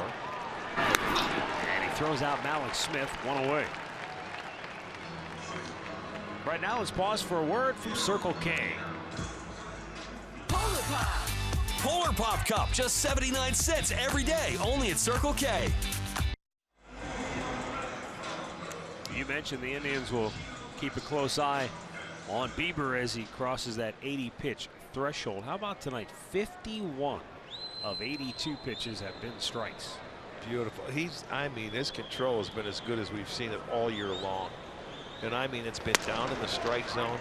It's been with his 3 different pitches, even 4. I mean, the slider, that little curveball, his changeup, that fastball has been outstanding. He's been in a good rhythm. It's 0-2 now to Tommy Pham, who walked in the 4th. That was the first walk Bieber issued. And he rarely walks more than 1. He walked a second, Brandon Lau, in the 5th. He's never walked 3. But the thing I've noticed since Pham, when they were back in Cleveland playing and here, when he gets to 2 strikes, as you look at the pitch count by inning for Bieber, he stays off some tough pitches. I saw him battle Kluber and work his way back into counts even when he's been down. That time, a perfect pitch is going to get. Wow, that was locked up on the outside corner. And Rick, we've seen a lot of hitters tonight for Tampa. Whether they're looking in and they get locked up away or looking away and he's coming in, they've been maybe guessing and guessing wrong. Well, and look at the. You go up 1, he wasted 1 and then goes right back out there on the outer edge. When hitters don't swing at pitches, you lock them up. I mean, you're making outstanding pitches. I've got 5 of the 11 looking. Well, I bet you're right. Loop to right, that's going to fall in for a hit. Ji-Man Choi has the Rays' 2nd hit of the night.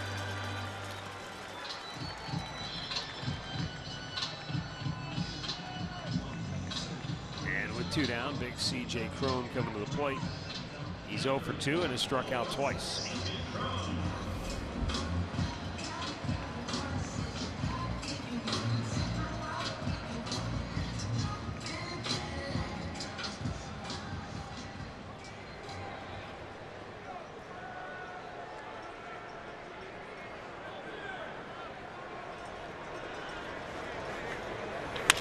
To third. Oh, what a pick by Donaldson. And a perfect throw to end the inning. He has not lost his touch at third. This was a wicked hop, and he handled it flawlessly and made a perfect throw to end the inning.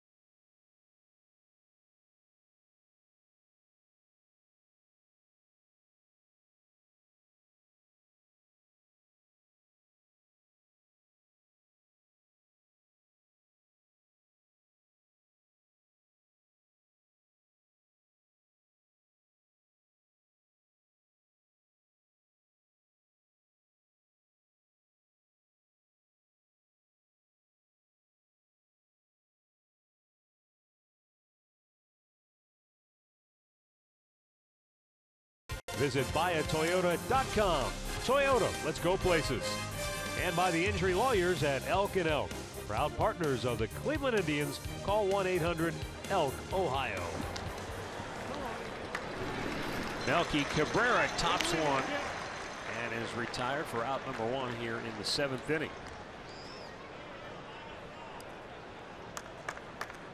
Ted Williams, Hitters Hall of Fame and Museum, located here inside the Tropicana Field. It really is a nice, you know, Hall of Fame. They did a wonderful job. Great displays. Lots of cool mementos, memorabilia if you happen to come down for a ball game. We went where, I'm trying to remember where it's located. It's out straight out past center field. Yeah, above the Rays tank out there. And they really have some neat stuff in there. Jason Kipnis, 1 for 2, a single in the 3rd. Glass now, he's still shy of 90 pitches, but they have action in the bullpen. Left-hander up. Well, once again, this guy's pitching into the 7th. And he's doing a heck of a job. Just 2 long balls. Adonis throws out Kipnis, and there are 2 away. They obviously keep a pretty close eye on Glass now. Pitch count-wise, he has not gone beyond 96 pitches in any appearance. Vidal Nuno is the lefty getting ready. In fact, the game he pitched against Cleveland, he went 7 innings of 2-hit baseball, giving up just that home run. But he only made 79 pitches in that game. Well, Gomes has had 2 of the better at-bats against him here in this ball game. He's 2 for 2. And he got the Indians on the board with his 14th home run in the 5th inning.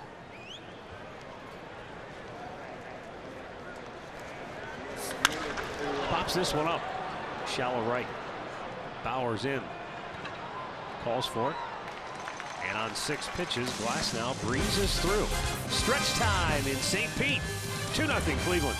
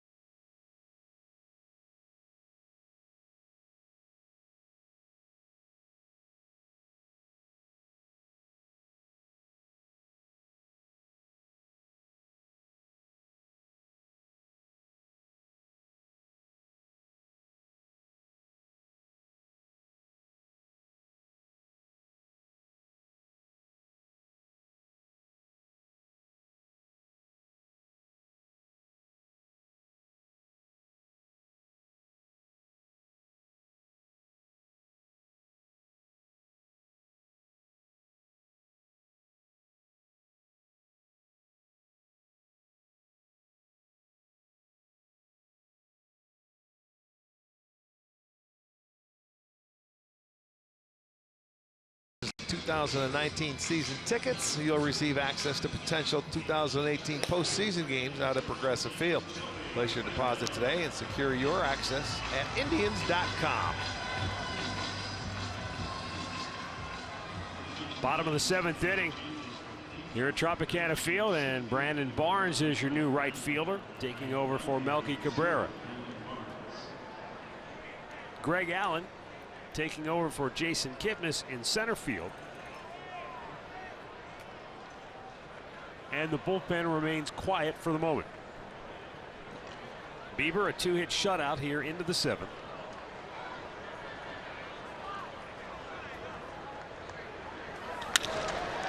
Wendell lines one up the alley. That'll be at least a double. And he'll be satisfied to stop there. Leadoff double, first extra base hit of the game for Tampa, and only their 3rd of the evening overall. Well, this kid stayed on this, breaking ball away. It was on the outside edge, and he did what he was supposed to. Stay on it, drove it into the gap of left center. He had it plate covered. Well, he will lead this 7th inning off with his 24th double. And there goes the conversation now. Who do you want up, and what are we looking at?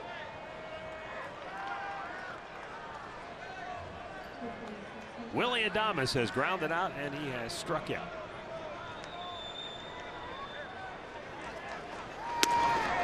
Just inside, ball 1.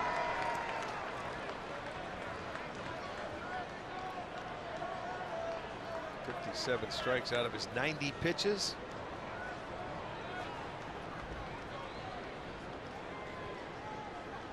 Indians bullpen about to spring into action as Adames fouls the pitch back and evens the count at 1-1. And it's the left-hander Brad Hand who gets up first. You've got 4 consecutive left-handed hitters after Adames bats. Lau, Bowers, Schufo, and Smith all bat from the left side.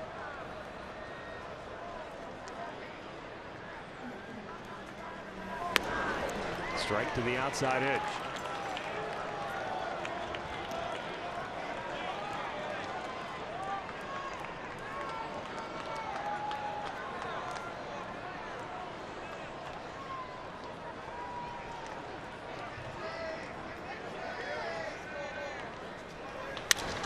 Ball towards Lindor. Wendell has to stay at second. It's a big first out right there, keeping that runner at second base.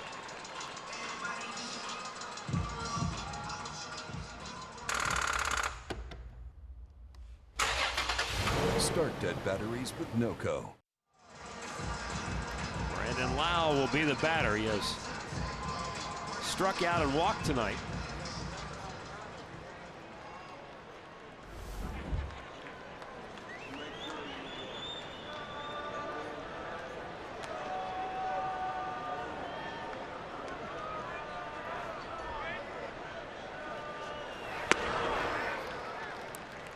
Fastball just off the plate. Lau trying to get after it. Comes up empty. Lau 4 for his last 20 at the plate.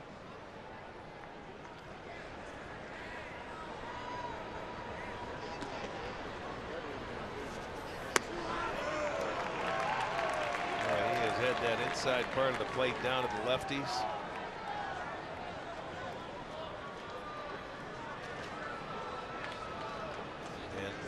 He's emptying the tank, man. He's at 95 pitches.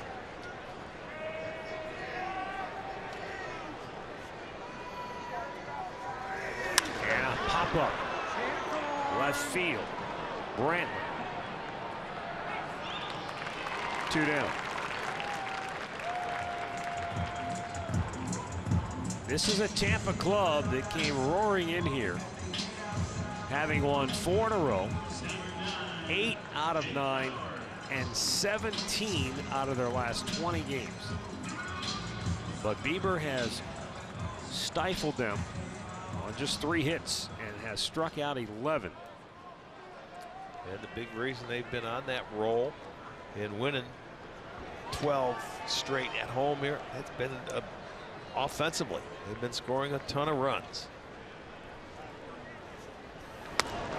Fastball just missed inside.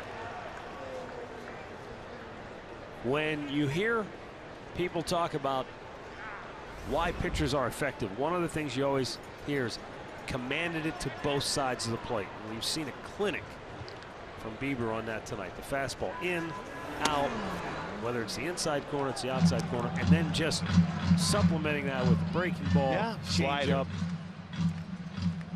Really Gomes has been back there in like a little lounge chair, man, going in and out, and he's just moving around and he's hitting his spots. He's hitting the glove almost every time. 99th pitch. And it's outside 3-0, and he may be reaching the end of the line. As I mentioned before, he had not gone over 90 pitches in any of his last 5 starts. The last time he went over 90, 6 starts ago in Chicago, he went 106 pitches. Yeah, well, he's not going to make a mistake now. He's going to make his perfect pitch or get out of there, and he ends up walking him, and this may do it. So the 2-out walk keeps the inning alive, and Tito will go to the left-hander Brad Hand to face Nick Schufo, or potentially a pinch hitter. It looks like Kevin Cash might go to his bench for a right-handed bat to oppose Hand. But the Cleveland Clinic call to the bullpen has been made, and a brilliant effort by Shane Bieber. 6 2/3 innings, has struck out 11. We'll be right back.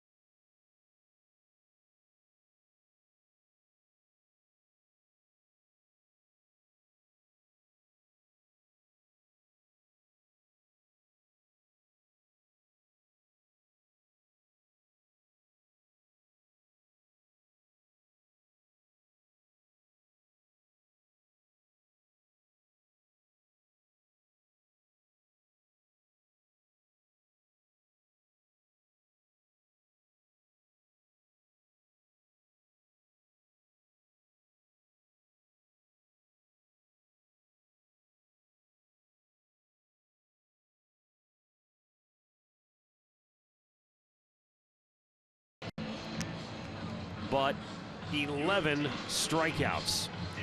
What a night. Yeah, it was a special night for him. He was locating everything. That was to a team that's swinging the bat very well. He didn't mess around. 11 strikeouts. He did walk 3 for the first time, but you know, they stretched him out. Only gave up 3 hits.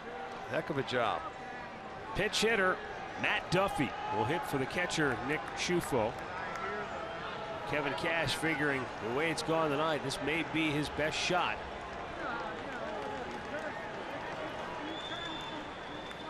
With 2 on and 2 out.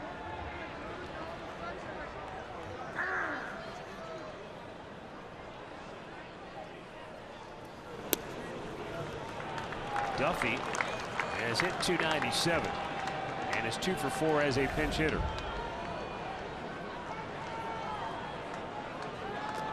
Brad Hand right back up on the horse, as they say. Gave up the game winner last night in the bottom of the ninth.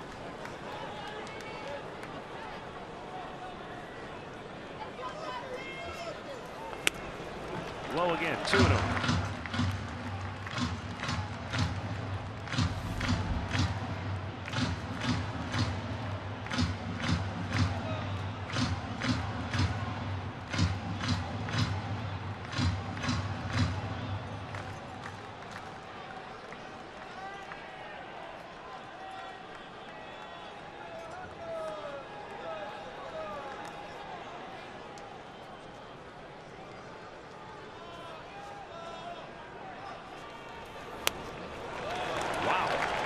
He's missed 3 straight.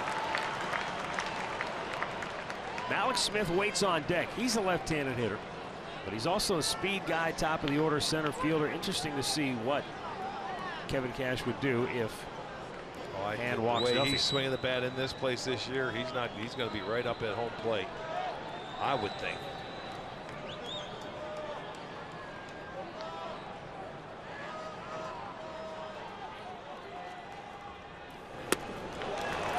pitch walk, and the bases are loaded. And you're right. No thought about pinch hitting for Malik Smith, who has been he's been a dynamic player for the Rays this year. And against left-handed pitching, he's actually been better. Now, a lot fewer at bats. I mean, it's not even close. But he's hit .365 against lefties. And he's, yeah, I told you, he's hitting about .380 in his home ballpark this year, and Bieber had him. He was 0 for 3.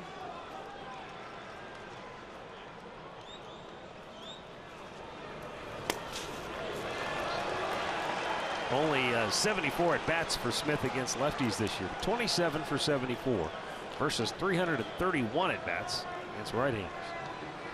Well, right now the problem, Brad Hand has to throw strikes. 5 straight balls coming into this ball game.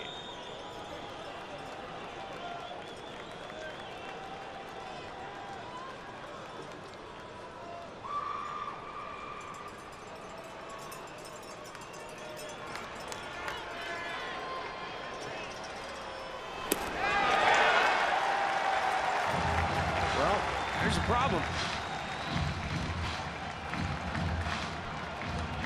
6 in a row have misfired.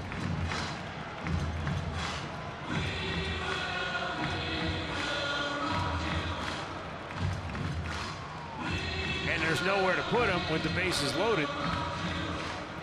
So he's got to come in to Malik Smith. Yeah, you have to throw him a strike here.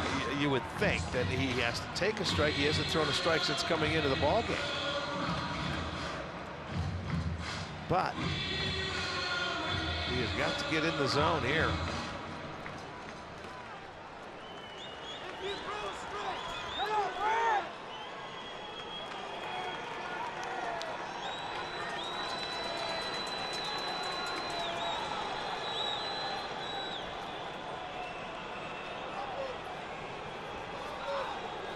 Three and 0.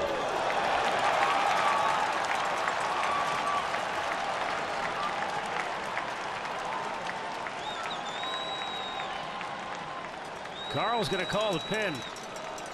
Nobody up at the moment, but the phone is ringing, and that will soon change.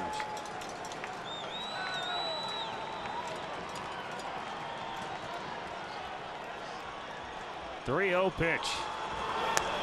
There's a strike. Adam Simber will begin to loosen.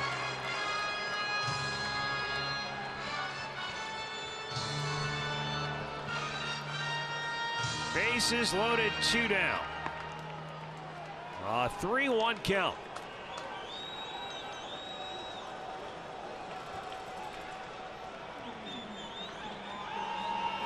Swung on and missed, and it's a full count. He might have helped him out. I think he did. He went out of that zone. He wanted to, get a base hit, but it was down. It was low. So he helped him out. We got a full count. Everybody will be off and running.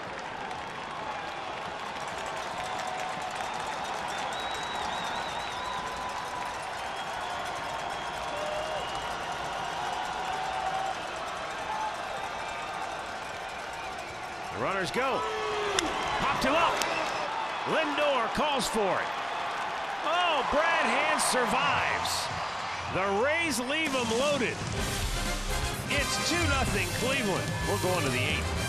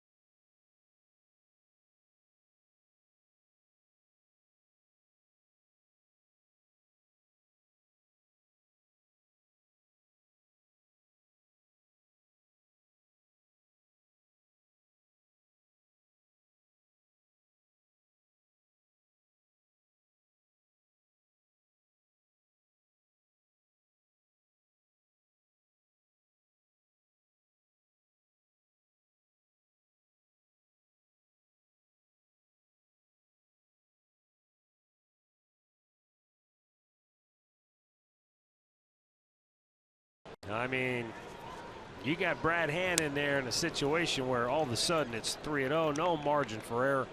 He comes right back and gets his man to get out of the inning. Gotta love it. We go to the 8th now. Vidal Nuno pitching, and Francisco Lindor is 1 for 3 tonight.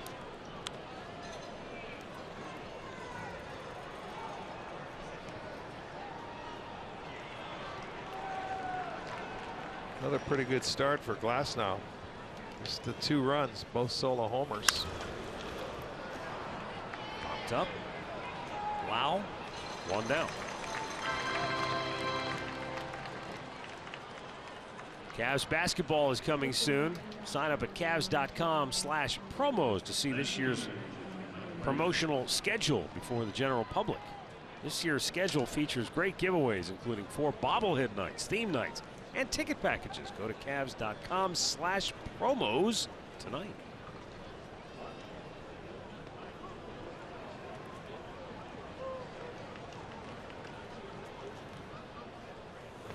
And a breaking ball outside corner. Or so says home plate umpire Mark Carlson. Michael Brantley 0 for 3.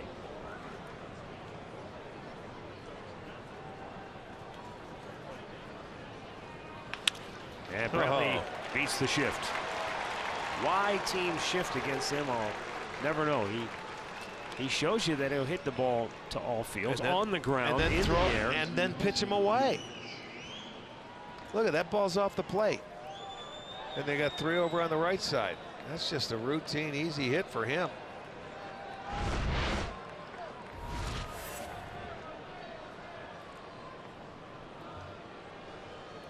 Nuno's 12th appearance. Jose Ramirez 0 for 3. Looks at a ball in the dirt.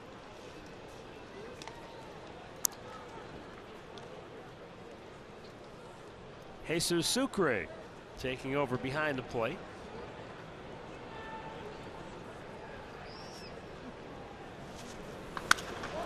And Ramirez. Watch it. Off the catwalk. It's playable. And it drops foul. It's a foul ball. Yeah. It hit in foul ground, but it is playable if the player can make the catch on the rebound. Yeah, if he could catch that ball, he would have been out. But that hit way in foul territory and it deflected back into fair. I saw it hit. That's when I really did see. And then all of a sudden it comes back into play.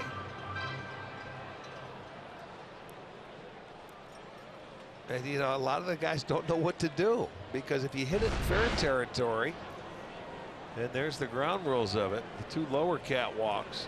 If it's hit in fair territory, it's a home run, because that's they're beyond the field of play, the lower 2 rings. Those upper 2 rings, though, I don't know if I've ever seen one hit off the very top ring, but the one just below it, that's the one we've seen some wacky plays. I think we've seen one up here where the ball never came down. We have, you're right. You know, it went up there and never saw it again.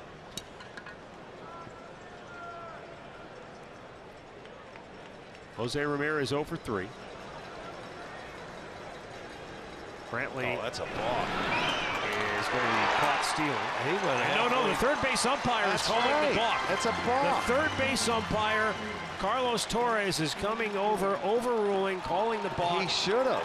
And so Brantley is safe at second. He came all the way to halfway to home plate. Now you can't argue this. He can't come out or he's going to get ejected. He cannot argue a balk call. And I'll tell you what, it was a terrible move. He came halfway to home plate and then went to first. He's gone. And now he wants an explanation, but he's gone. Well, I don't understand if he can't come out and just ask for an explanation without getting ejected. That seems not silly. A balk. I know it, but you can't argue a balk. It's like arguing a replay. He's not. But my point is, if he's not arguing it, if he's just asking for an explanation, why should that be an automatic ejection? He's just saying it's a balk. He wants to know why. What did you see? It's a balk. He said it's not a balk, and it certainly looked like it to me sitting right here watching. His body was moving to home plate. There's a crew chief keeping an eye on it. Watch that front foot as he's going to come to home plate. It's the imaginary 45 No, degree. you see him go straight up, and He went straight at the bag, didn't he? Was it the body, the top half Watch. leaning?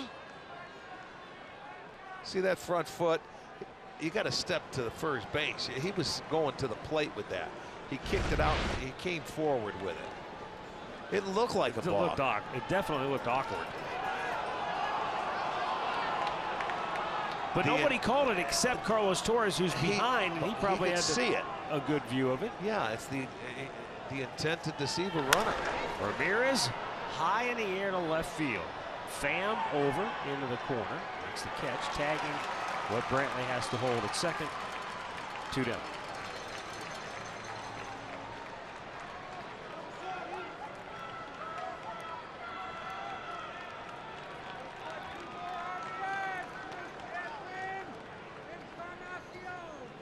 Now we're going to go get the right-hander for Encarnacion. Charlie Montoyo is the bench coach who takes over with the ejection of Kevin Cash. And so a pitching change with 2 down here in the 8th, and the Indians leading it 2-0.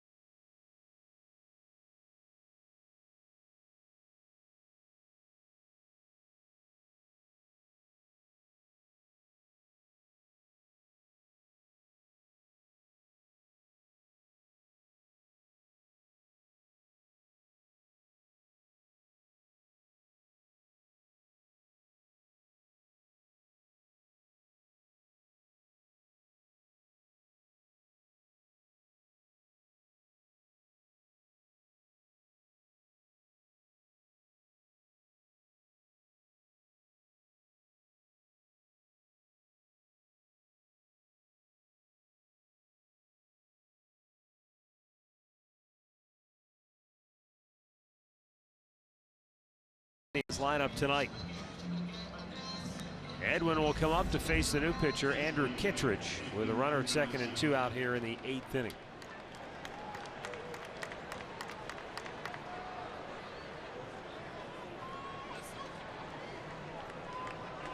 You did see Kittredge last night for an inning, gave up a hit and a walk.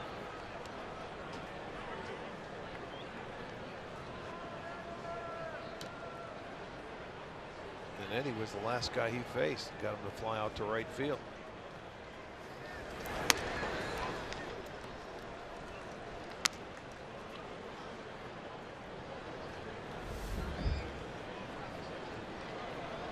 Edwin with a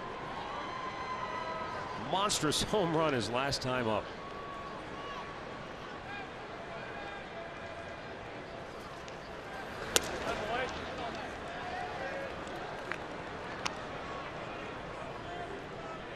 .30 homers, 96 runs batted in now. Steady Eddie, man, 7 seasons. Book it. Doesn't always look pretty at times, but he gets there. And that's the one thing that Terry Francona has said about Edwin when he gets off to slow starts, when he goes through his slumps. It sounds cliche, but he goes, you know, by the end of the year, you're going to look up. He's going to be at 30 homers, be around 100 runs batted in, and every year he is.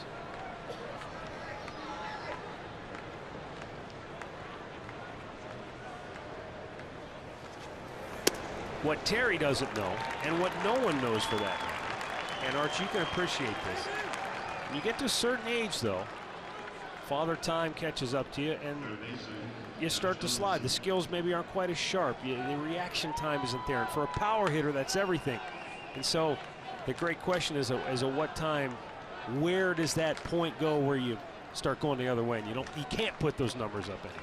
Well, the thing of it is, though, if he just tries for home runs all the time, there's other important times where he's got to pitch in. He's gone the other way and taken base hits, you know, and that's why he goes in streaks where if he's not swinging the home run bat, he'll drive a ball maybe to right field to get an RBI here or there, a little ground ball outs that get him in. He knows how to drive him home.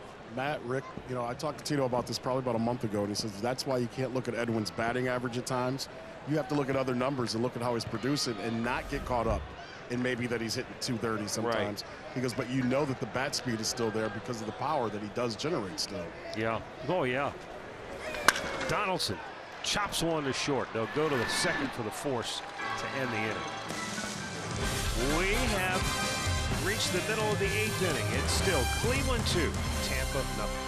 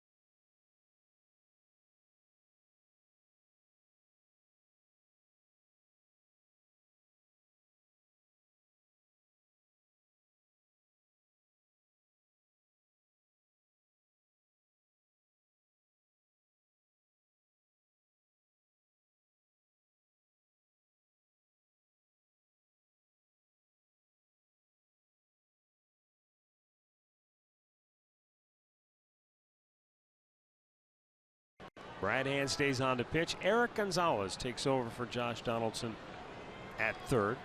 So Donaldson playing 7.5 innings tonight in his Indians debut.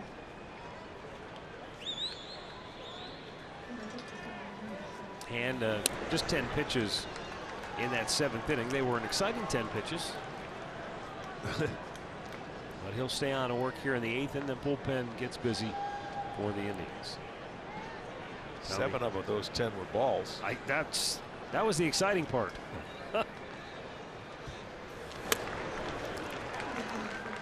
1-1 to count.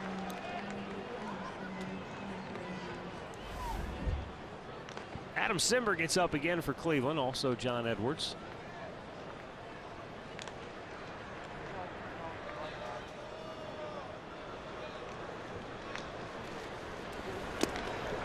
Down in the dirt.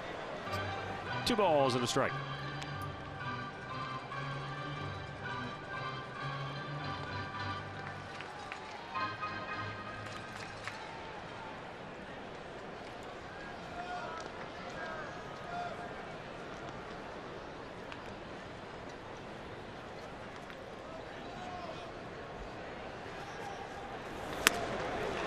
Tommy Pham turning it loose, but comes up empty. It's 2-2.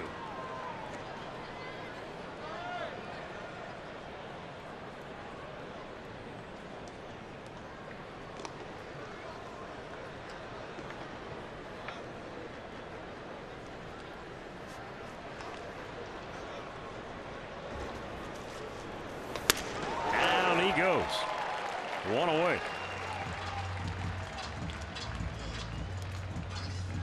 our Miller Lite Hold True moment.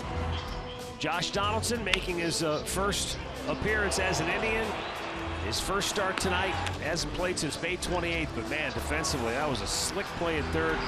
You'd never know he missed a day this year the way he was out there tonight. Backhanded going to his knee, coming up and throwing him out.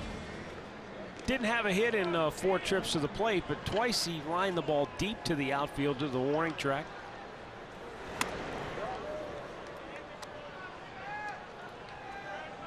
Probably happy to get the first one out of the way.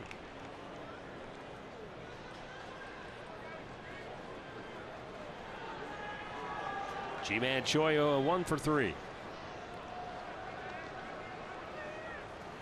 Good curveball in for a strike. Sonny Gray has been touched for 3 runs in 3 innings by the Minnesota Twins. They lead the Yankees 3-1. They're in the 4th at Target Field in Minnesota. Indians' magic number down to 4.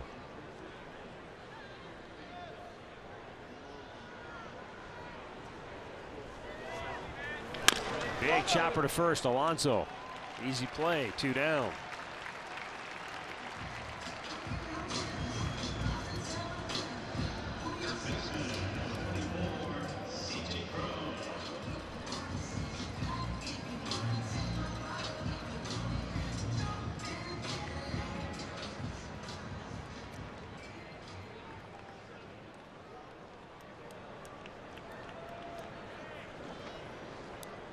C.J. Cron 0 for 3 has struck out twice. It was Cron who was robbed of a hit by Donaldson's slick play in the 6th.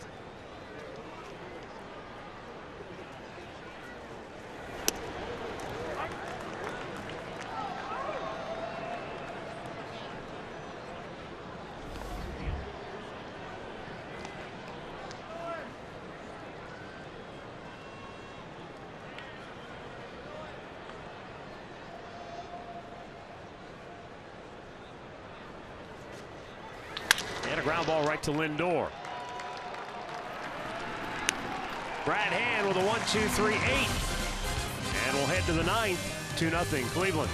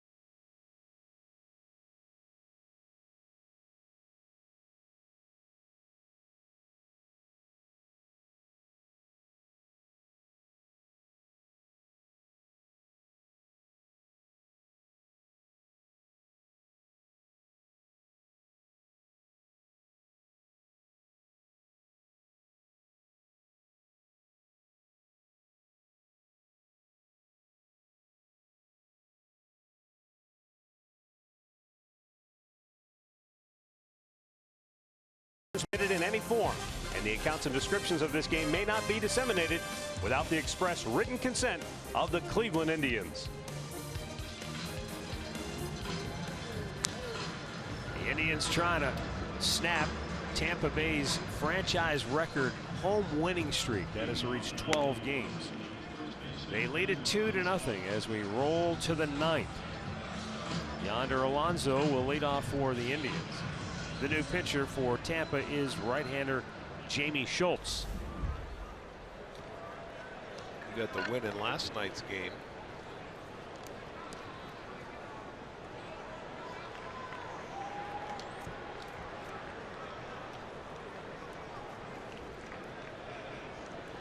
Brandon Barnes waiting on deck, and then Greg Allen due up third. Alonso fouls one off.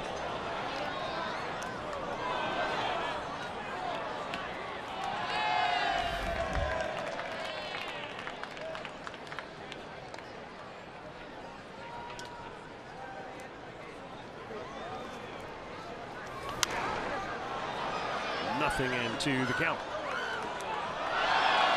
Just 10,599 the attendance here tonight. As well as the Rays have played down the stretch, as hard as they have played, they just cannot capture the imagination of the fans here in Florida. And look, this has never been a great place to draw to, and I think understandably if there are some fans that are upset because of all the trades and the seemingly, well, they're starting over again. I get that, but boy, if you're a Rays fan, if you love this ball club that went to the World Series in '08, you have to be impressed with how hard these kids have played down the stretch and how well they have played to keep themselves in it. They play in the American League East. You know, when you've got a battle with the New York and Boston, the money is not right for these guys. You can't play in this building. They don't draw here. There's talks of a new ballpark coming over in Tampa, Ybor City. Whenever that happens, who knows? But they just don't come over here to watch baseball. They never have. That, to me, is the key to the long-term fortunes of this franchise, is getting that new ballpark. They had a big unveiling of the plans for a new ballpark in Ybor City. It's going to be the smallest, most intimate park in baseball, 30,000 max attendance. The problem is it's a big price tag. I mean, ballparks it's over today, $800 million. We're talking almost 900. You know how that goes, and it's going to have overruns. It's going to be, let's just call it $1 billion. Okay. And you know, how do you pay for it? You know, the Rays organization obviously chips in some, but they're going to need taxpayer assistance, and therein lies the rub. Elected officials just not all that anxious to run to the public and say, hey, we want to raise your taxes. I mean, you can do it. Especially over in Tampa with their football stadium that they've had some issues with. I mean, you can do it to a degree, and there might be some other ways to raise funds, such as hotel taxes and those types of things, but can it be done? That will be the billion-dollar question between now and the end of the year. Brandon Barnes, base hit with one out here in the ninth.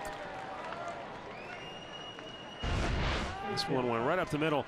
Adames got to it, but it just took a wicked hop on it. Did you see that thing? It jumped up. It sure did. It jumped up on him a lot higher than he thought it was going to go. And this is his home field. So imagine if you only come in here and play 3 games, what it's like for the defenders.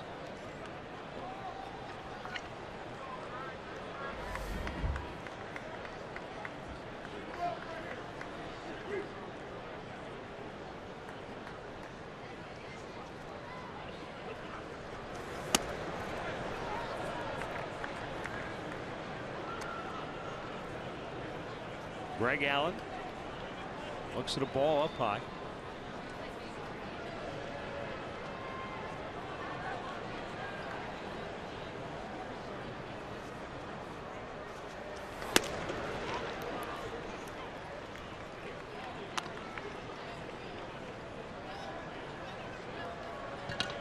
Greg 3 for 12 on the road trip. At 298 at AAA Columbus this year. He's had some moments where he's been really good for the Indians. He had a 14-game hitting streak that carried into the month of August. Best by a rookie this year in the American League, at least. I think in all of baseball, actually.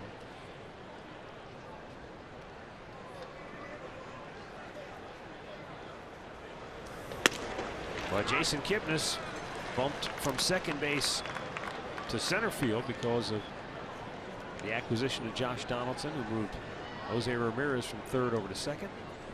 So Kip will get the primary bulk of the playing time at center. 3-1 offering. Full count.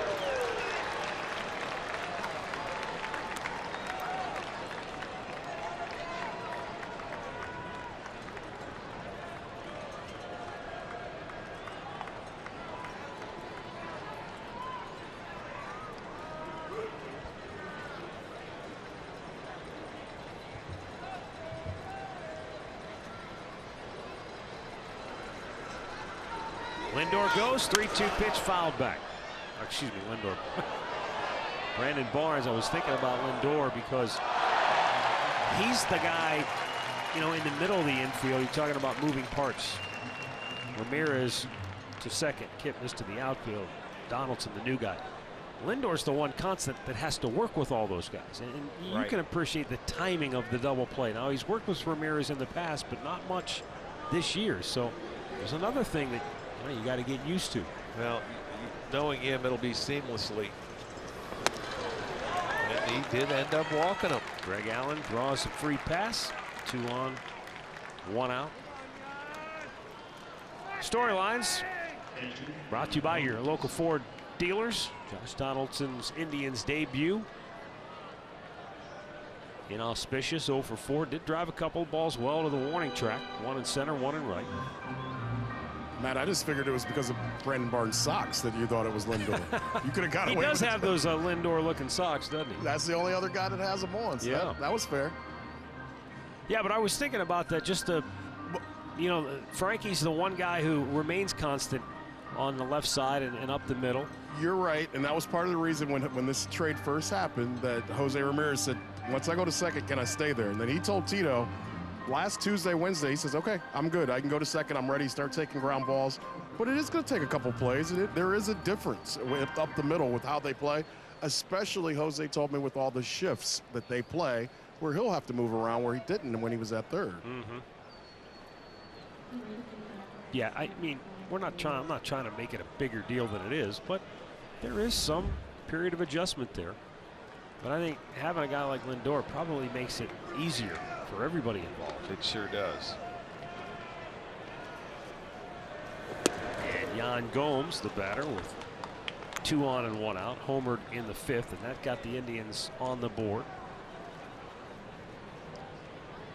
Edwin homered an inning later to make it 2-0, and now they're trying to add here in the 9th. Yeah, the Indians have been in a real slump with runners in scoring position. They're just 5 for their last 46. 3 for 15 last night. Now they've had some chances tonight that have slipped away. They had 2 on, 1 out in the 3rd, could not take advantage.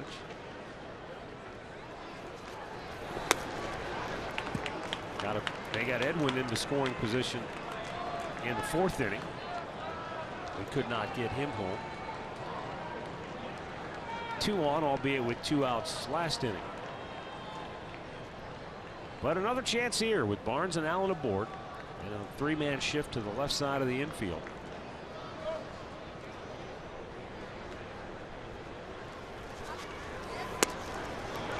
Gomes probably taken all the way because that was a fastball right down in the middle of the plate.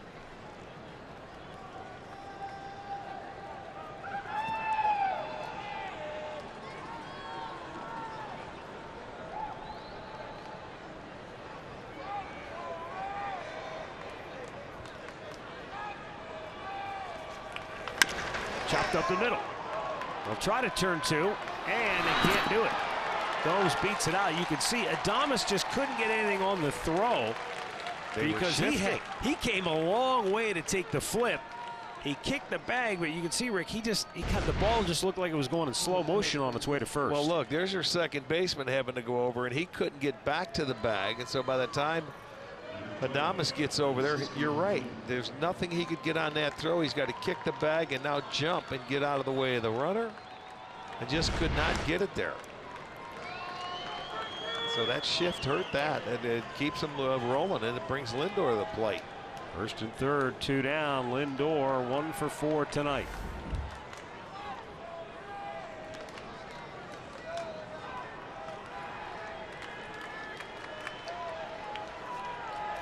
Upstairs, ball 1.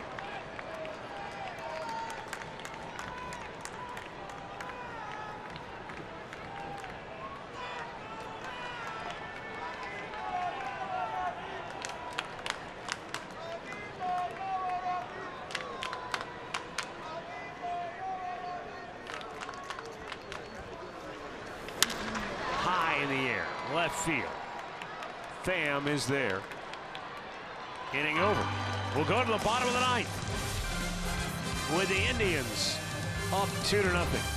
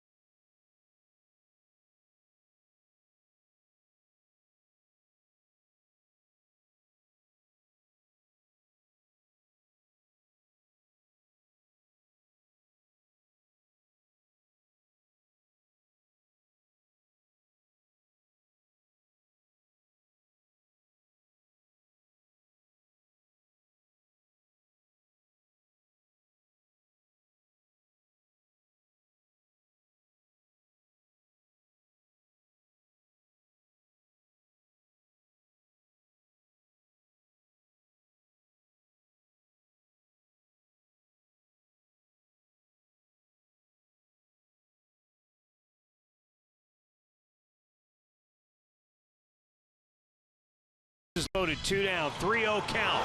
Strike 1. Brad Hand, no margin for error. Strike 2. And then with the runners going on a 3-2 pitch, he jammed him, popped it up, got out of the inning, and then went 1-2-3 in the 8th inning. And you can tell that Brad Hand's one of those guys that even when it looks like it's about to all come apart at the seams, his pulse never goes above 65 or whatever. He's just steady. Well, and that you have to be. Nerves of steel. And I think that's what has made Cody Allen such a terrific closer, is that it might not always be pretty. And there may be times where he doesn't have command of his curveball or able to throw his fastball and spot it, but he maintains that. And he's told me before, he gets through those moments where the pressure or whatever the case may be by just breathing. And sometimes you'll see him out there and he'll take that big breath, and it just enables him to focus and just try to execute a pitch. He said if you start thinking about everything else that's going on, you'd never even leave the bullpen. You just say, no way, man, I don't want any part of this. You got to get in the zone. You can't think about it like fans do or anybody else. You can't get caught up into it.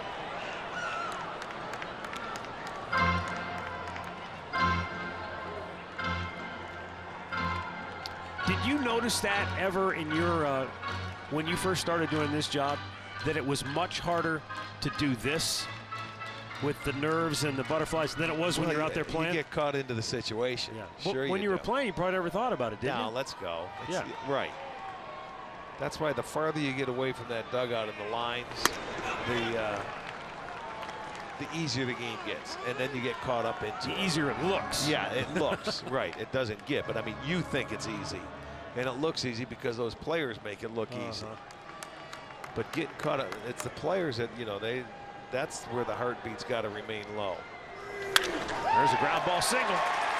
And Joey Wendell hustling around that bag will stay right there. So the leadoff man is aboard, and the tying run comes to the plate the rest of the inning. The kid is a tough out, man. He puts up a quality at bat. 2 for 4 tonight for Wendell. And now 3 for 8 in the series. There was a fastball stayed up in the zone. He couldn't get that one down, and it was easier for him to just take it the other way, being elevated. So they have the leadoff man aboard. The tying run now comes to the plate. Willie Adames, 0 for 3.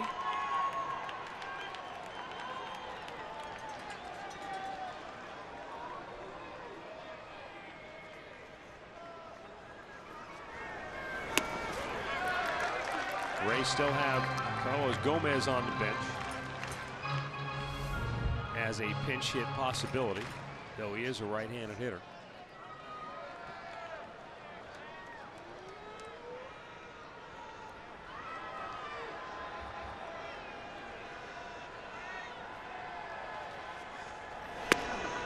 Fastball catches the inside corner.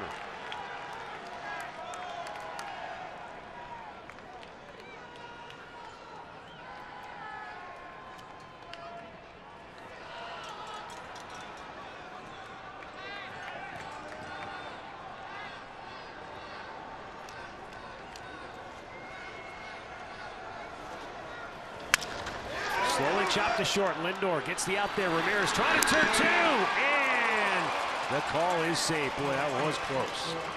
Yeah, off the end of the bat, and it wasn't hit all that hard. And Lindor wanted to make sure we have to get one. Yeah. Make sure you get the out at second. That's true. You've got to get the one. He gave a good flip. It just wasn't hit hard enough, and he got down the line, and he does beat it out. And I mean barely. As you can see, he is on the base. Brandon Lau, 0 for 2 with a walk.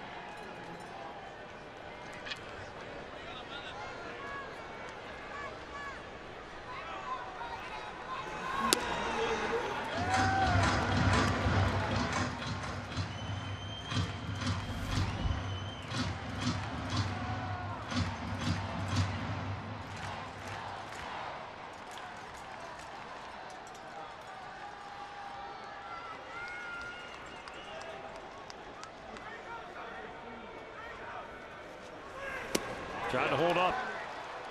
It's 0-2. Here's a good curveball from Cody. Spinning down and in, and it just disappears. Left-handers want to get the barrel out of that bat started, but he couldn't hold it up.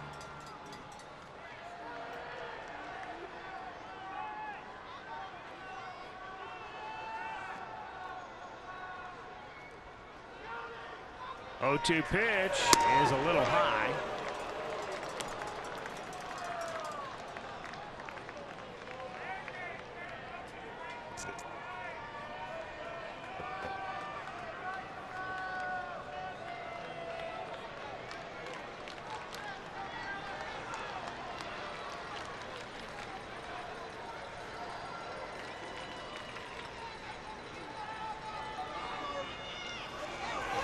Bounced way out in front of the plate, and Gomes with a super job to block that baby. 2-2.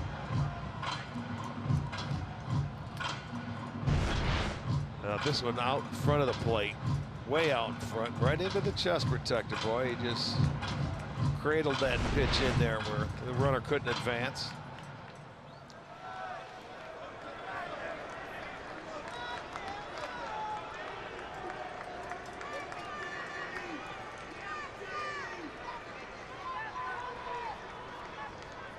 And the 2-2 is strike 3 call. 2 down.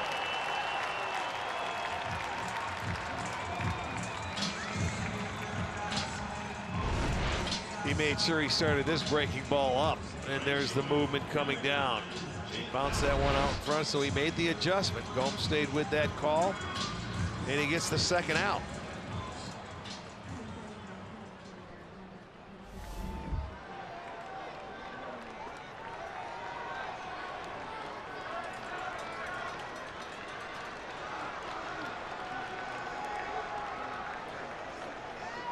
Jake Bauers, 0 for 2 with a walk.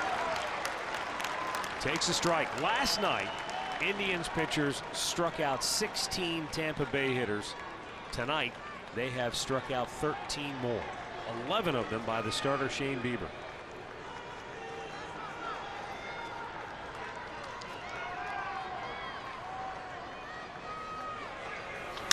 High fly ball, right field routine. Barnes is there. And the Indians win it by a final score of 2-0. Shane Bieber gets the win. He's 10-3. And Cody Allen nails down the save for his 27th of the year. More importantly, the Indians' magic number is down to 3 as they go to 82 and 63 on the year and even the series with Tampa at a game apiece. They end the Rays' franchise record home winning streak after they had reeled off 12 in a row here at the Trop. Tampa Bay is now 79 and 65 on the year. The loss goes to Tyler Glasnow. Boy, you talk about tough luck. This kid's pitched well, and he's 0-4 on the year.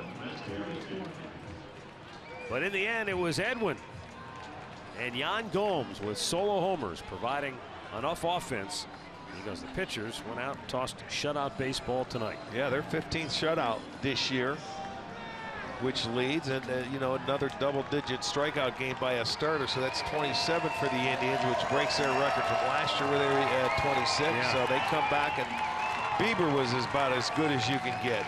The command that he had today, and he matched up against a very tough customer.